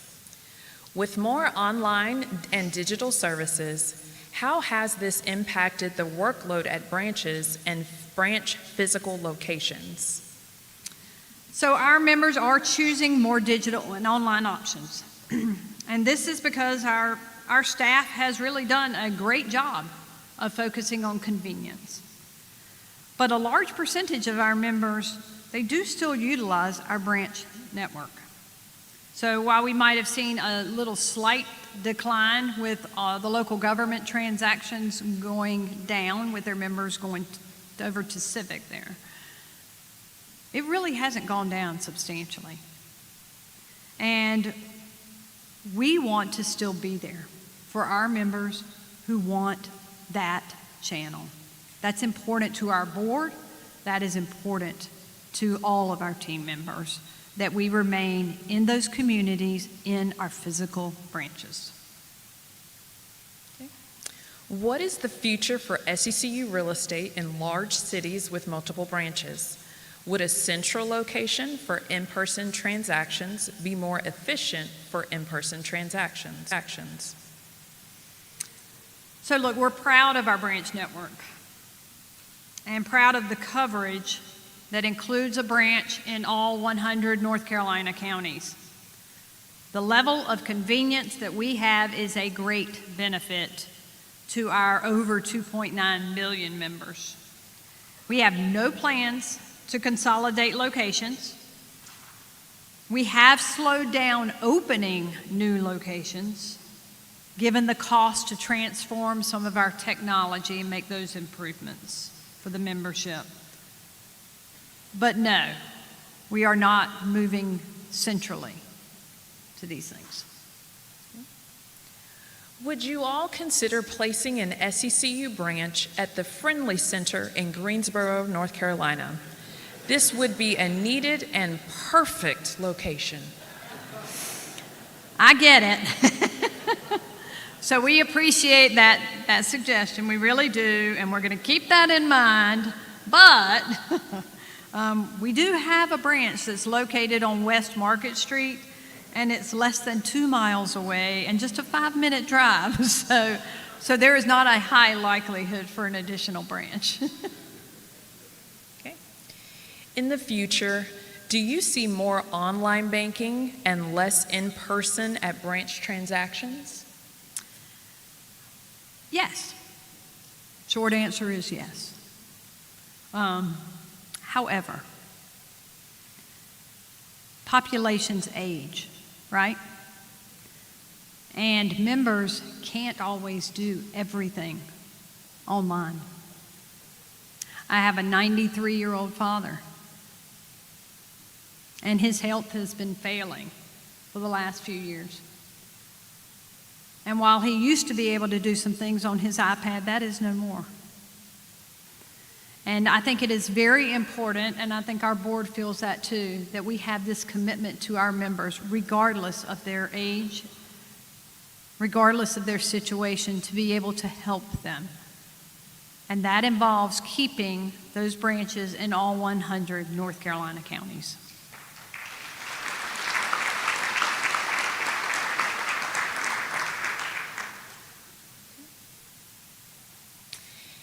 If I were blessed enough to have $5 million in cash, what would be your sales pitch for me to put it in SECU, and what type of accounts versus sending it to the Cayman Islands or to a Swiss bank account like in the movies? I love this question. and if you do have $5 million, you and I need to talk. So we have a range of deposit accounts, including money markets, share-term certificates. But in addition, we offer financial planning for members, and you're going to need that financial planning. We offer investment accounts via credit union investment services, and it sounds like you might need that as well. So what I want you to do is reach out to your local branch or contact center, speak with a financial advisory services rep, whether you're looking to invest $5 million or $500. Or you can call me. And one other thing, we're local. When you need us, we are there, and you don't have to get on a plane to reach us.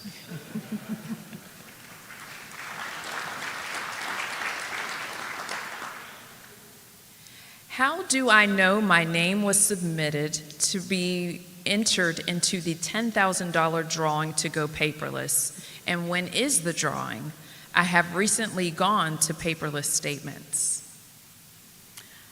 First of all, thank you for going paperless.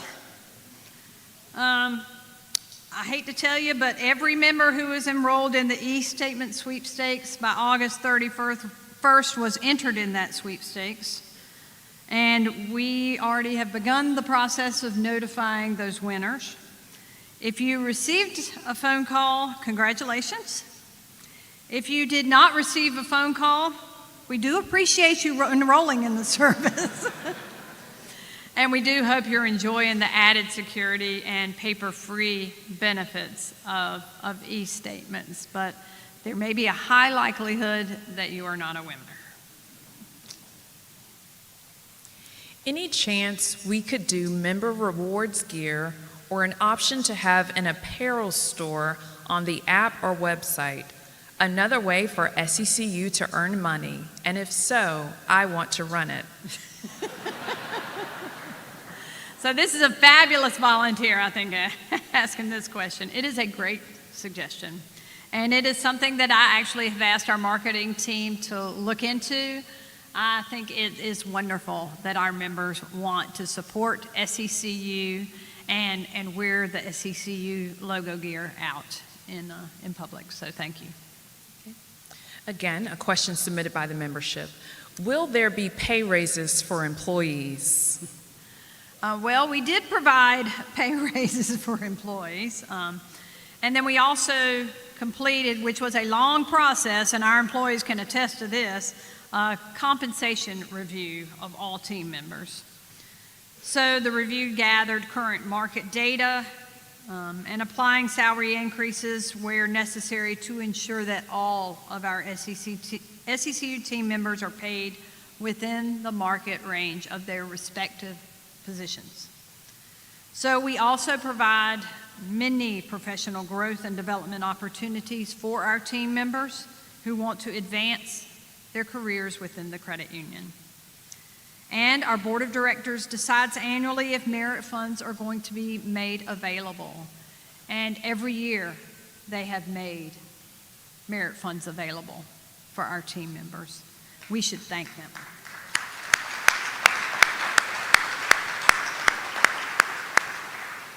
So the competitive salaries that we have, we also combine that with robust benefits.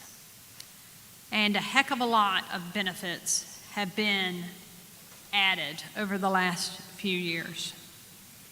One such benefit, where we have parental leave, we also provide caregiver leave. And that it may be if someone has an ailing parent and they need to care for them without using their own PTO, that's additional time. And of all the leave that our employees have taken over the last year in either bereavement or caregiver or our parental leave or FMLA type leave, out of all leave, 40% of that has been attributed to caregiver leave, which is a fabulous benefit for our employees. So I'll just also say that it's not always about the base salary. Although I get it, everybody wants to make more money. But I think our employees also are happy with the mission of our organization and their ability to serve members too. And we have a historically low 6.4% annualized turnover at our credit union. It is very low among our employees. So, right, listen.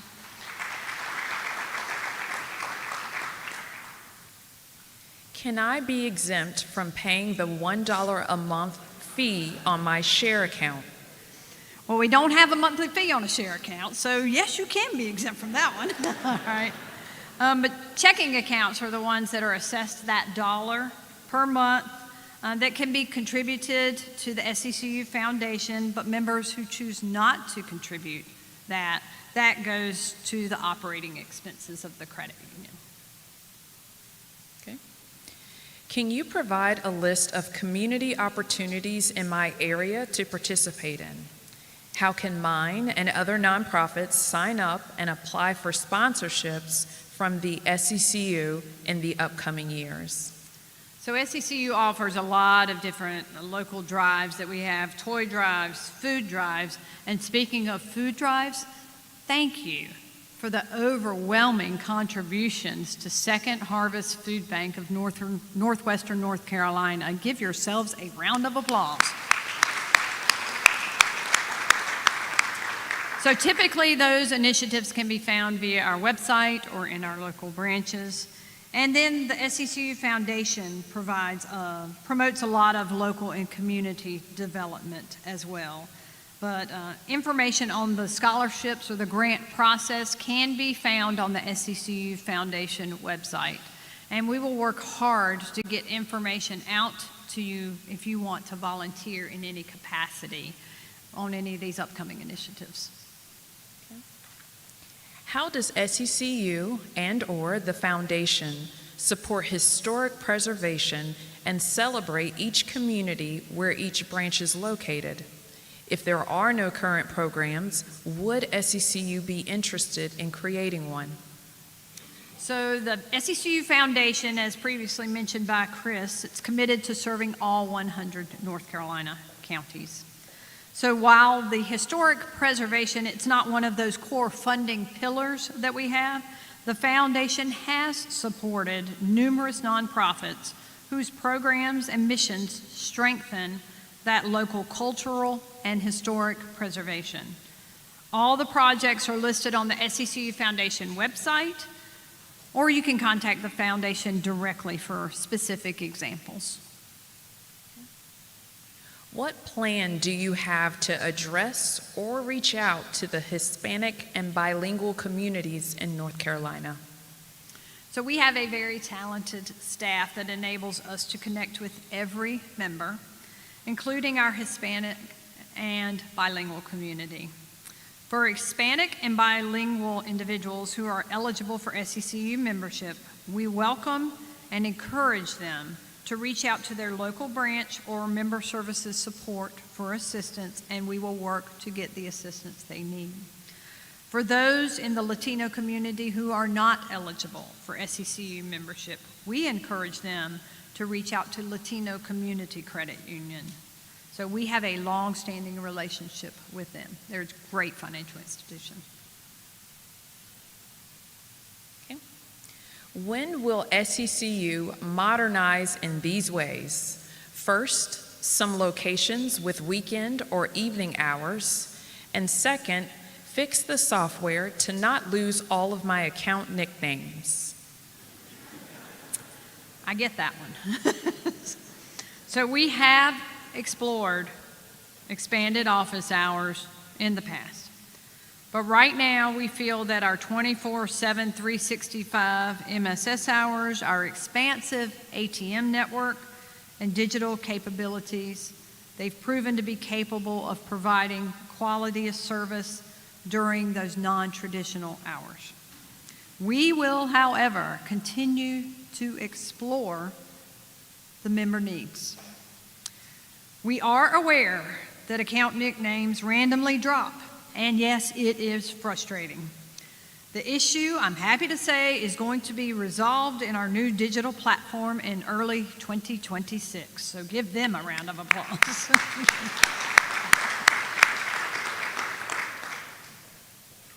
Okay, I'll give you an opportunity to expand. What are new features that we can expect on-site and online? So we are nearly complete with the digital displays I talked about at every branch, and they are highlighting the products and services. We've also begun installing those ATMs, as I mentioned as well. And then for the new digital platform, we anticipate that enhanced member experience there. It'll include new bill pay features, that member-to-member transfer. Remember, Jim and I going to lunch, right?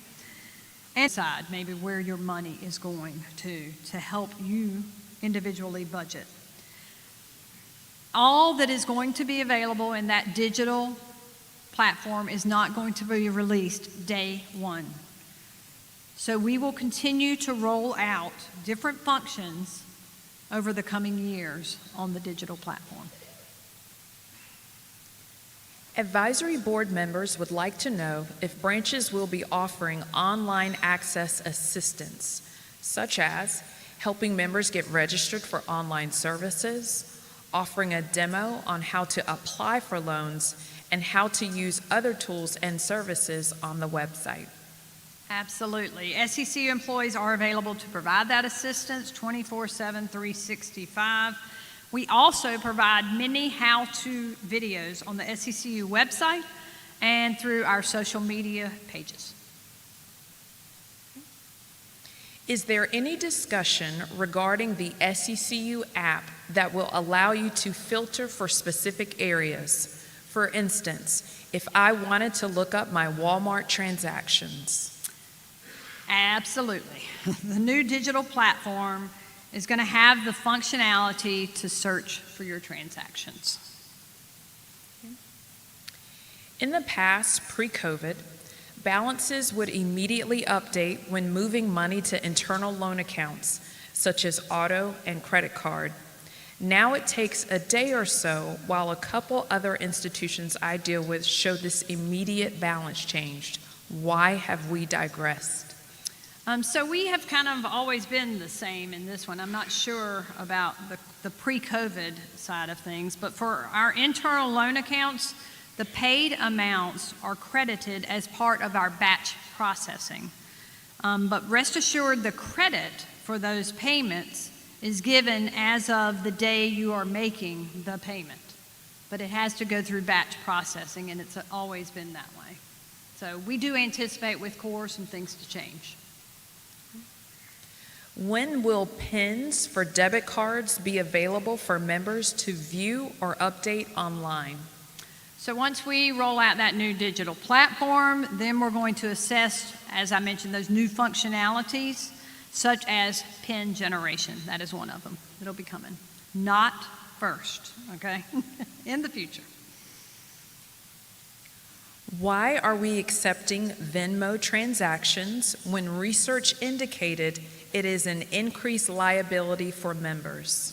So money movement is absolutely highly requested and we continue to look to provide those services that our members want.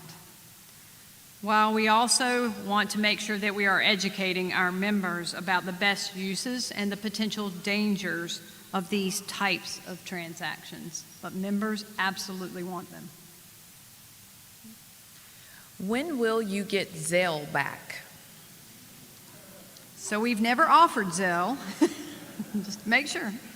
Members were able to utilize the Zelle app for transactions until Zelle made a change in the spring to prohibit this for financial institutions who don't partner with them.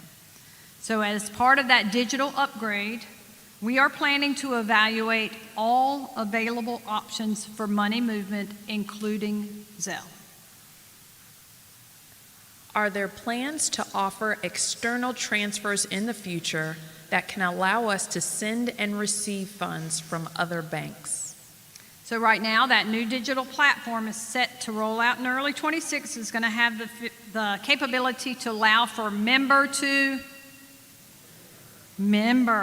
transactions. We will look at additional money movement options in the future.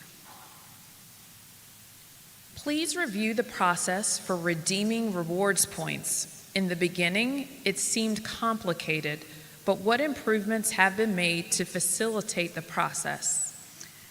So this is kind of a specific question here. And you can redeem those rewards by using that SECU mobile app or going through member access to do so. But if you have specific questions on that process, we would rather you call us about that process, and our staff will be happy to walk you through the points redemption. Question from a member. My account has been active for 2 years, yet I am not eligible for mobile or payday loans. Why?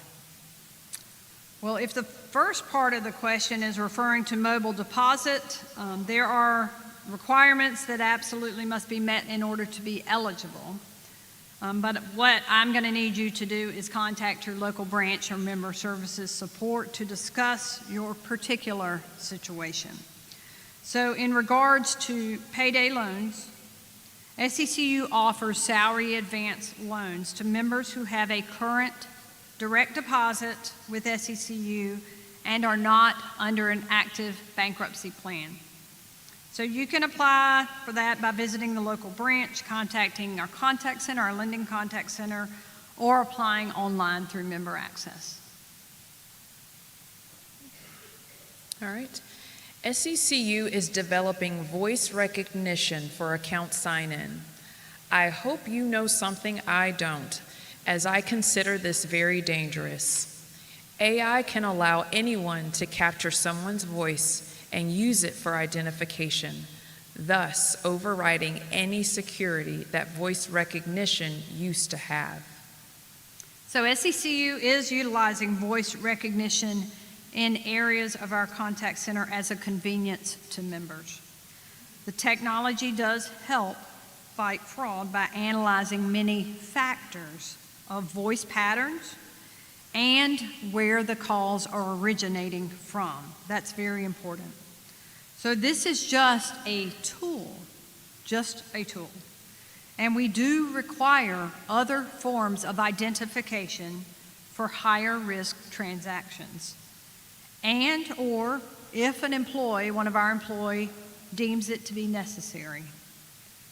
So members, I just want to make sure that members know you are not required to participate in voice authentication, and you can choose to opt out of that feature if you do not feel comfortable.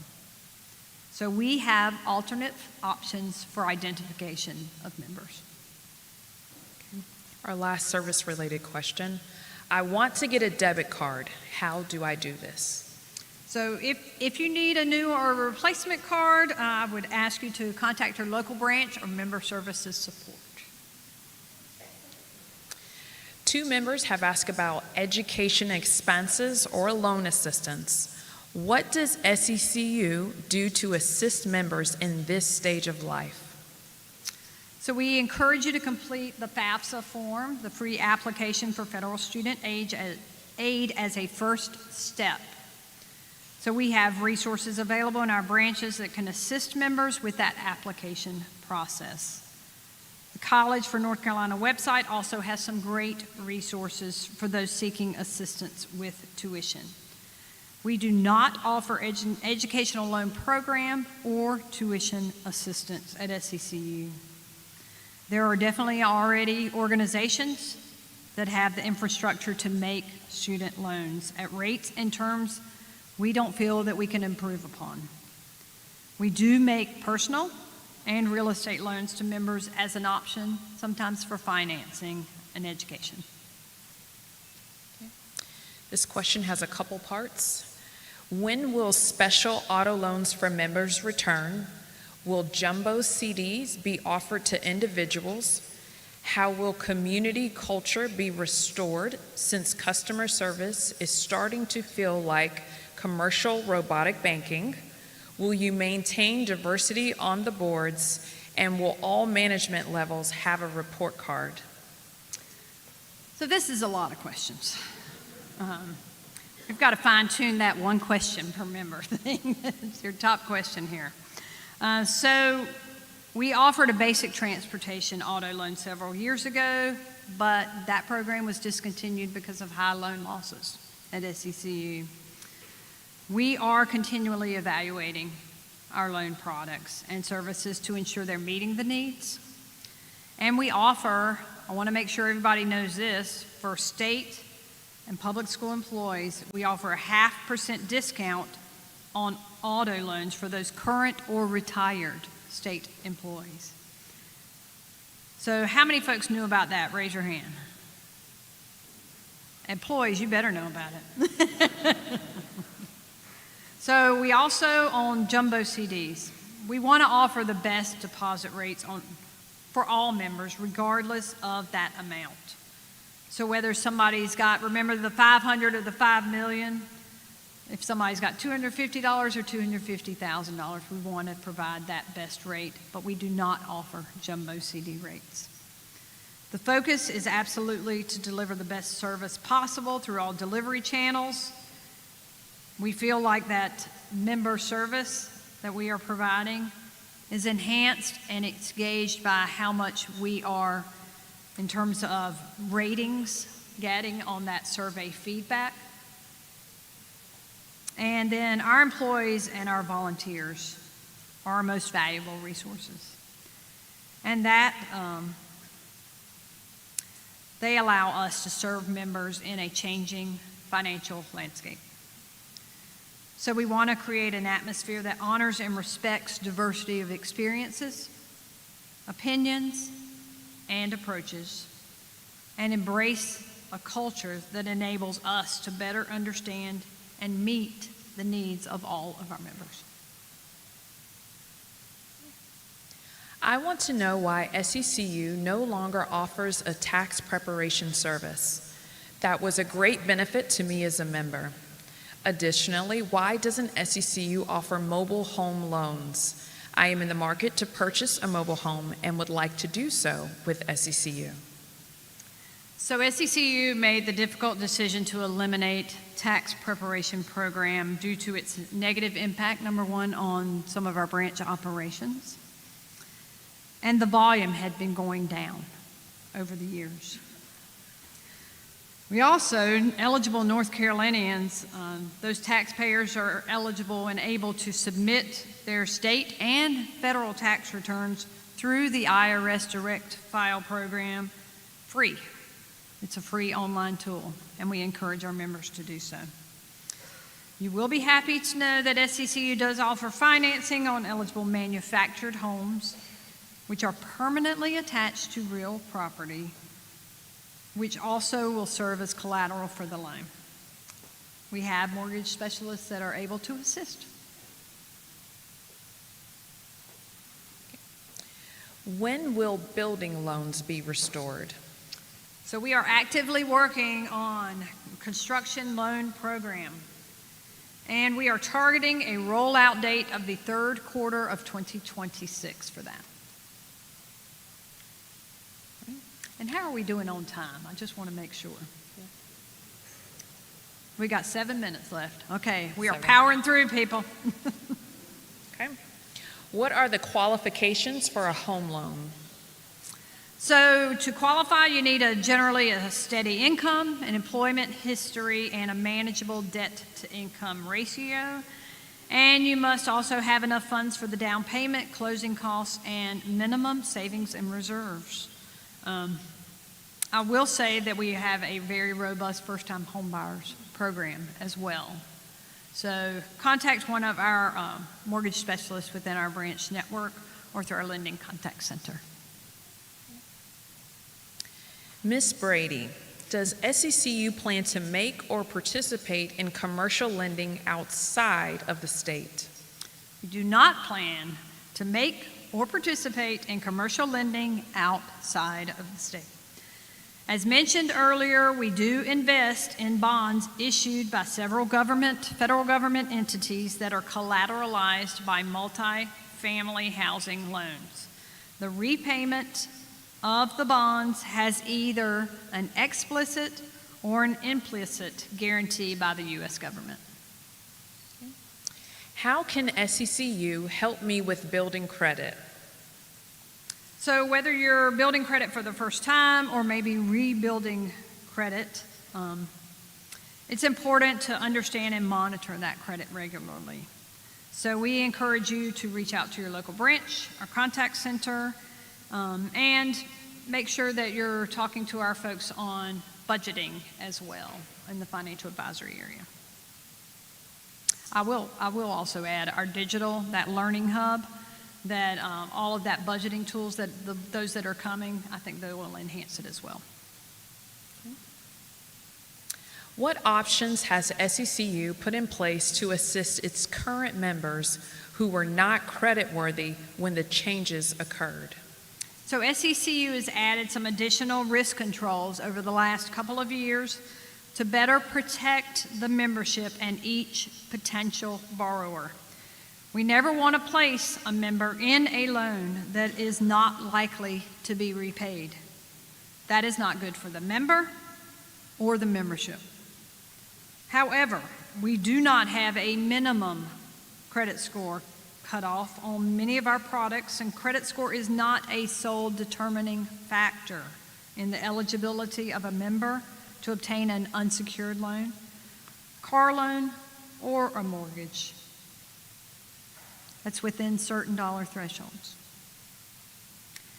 As noted maybe in a prior question, we want to assist members in improving their overall credit profile so they are better positioned for financial success and eligible to obtain loans maybe in the future that they might not qualify for now. Why are you so hard on your customers that apply for any type of loan? So first of all, I hope you've noticed that we are working hard to ensure that members can apply for loans in a fair, consistent, and equitable manner, and hopefully with more ease via their branch, through our lending contact center, or through digital. We strive to provide loan products to meet the needs of our membership and carefully and thoroughly review each loan application and seek to provide solutions where possible to meet the needs of an individual member while keeping the best interest of the entire membership at the forefront of lending decisions. We absolutely want to assist members with loans. Please address the terrible issues caused by outsourcing major functions of SECU. My mortgage escrow has been a disaster for months. No two departments communicate properly. In particular, the escrow and mortgage should not be separated. So SECU began partnering with two of the industry leaders related to real property insurance tracking and real property tax servicing. Both relationships began simultaneously with the conversion to a new mortgage servicing system on September 1st of 2024.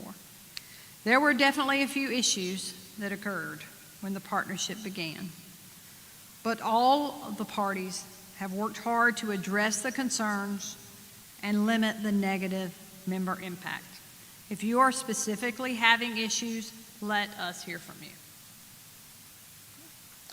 We have 2 questions regarding what mortgage financing options were available through SECU for purchasing a new home and what qualifications are required for the borrower. So I think I covered a little bit of this before, but we want to provide competitive mortgage options to meet our member needs, including adjustable and fixed rate mortgage products up to 30-year terms. Current product menu includes financing options for up to 100% of the purchase price and an option to finance an additional $2,000 above the purchase price for qualifying first-time home buyer loans. So for qualifying, again, I mentioned the steady income, the employment history, and the manageable debt load. So contact one of our mortgage loan specialists. I would like for the State Advisory Board to address the mortgage escrow shortage for insurance and county taxes problem. A lot of SECU members do not know that they can pay their escrow shortage in advance. That's before their new mortgage payment is due. Because of the high tax and insurance rates statewide, there will be many members who may lose their homes because of the higher mortgage payment. All right, so as your mortgage servicer, we are required to analyze escrow accounts at least annually to ensure that the escrow account is being properly funded. An escrow shortage is typically the result of insurance premiums going up or tax bills going up.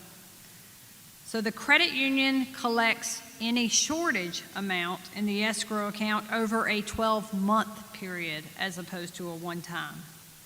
And we do that to reduce negative impact on our members.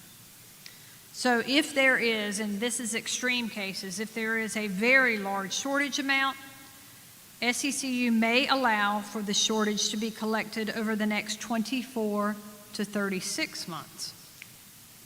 Members can also choose to pay the shortage from the previous year, but they are not required to do so. If members wish to apply funds to their escrow shortage, their monthly mortgage payment will likely still increase due to the increase in the premium or the property tax bill that triggered that shortage. I hope that helps. Now, I understand that we are at our hour, and so I think we have 8 additional questions that what we will do is make sure that we get that out to the membership on those 8 additional questions and those answers. But I want to make sure that we read the very last question, Leslie, because, and this is a true question. I promise you I did not plant this question, okay? The very last one? Yep, very last one. Very last one. How long will this meeting last?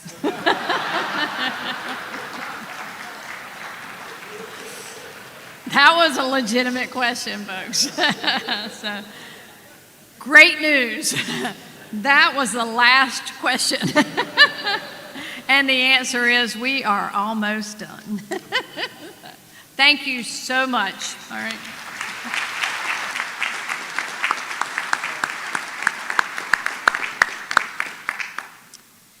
Thank you, Lee. Thank you, Leslie. A lot of information shared in 1 hour and a little bit more to come. Having completed our agenda, I thank everyone for your attendance and your attention today. And the 2025 State Employees Credit Union Annual Meeting of the Membership is hereby adjourned. On behalf of the board, again, I thank you for your attendance, and we wish everyone safe travels. Thank you.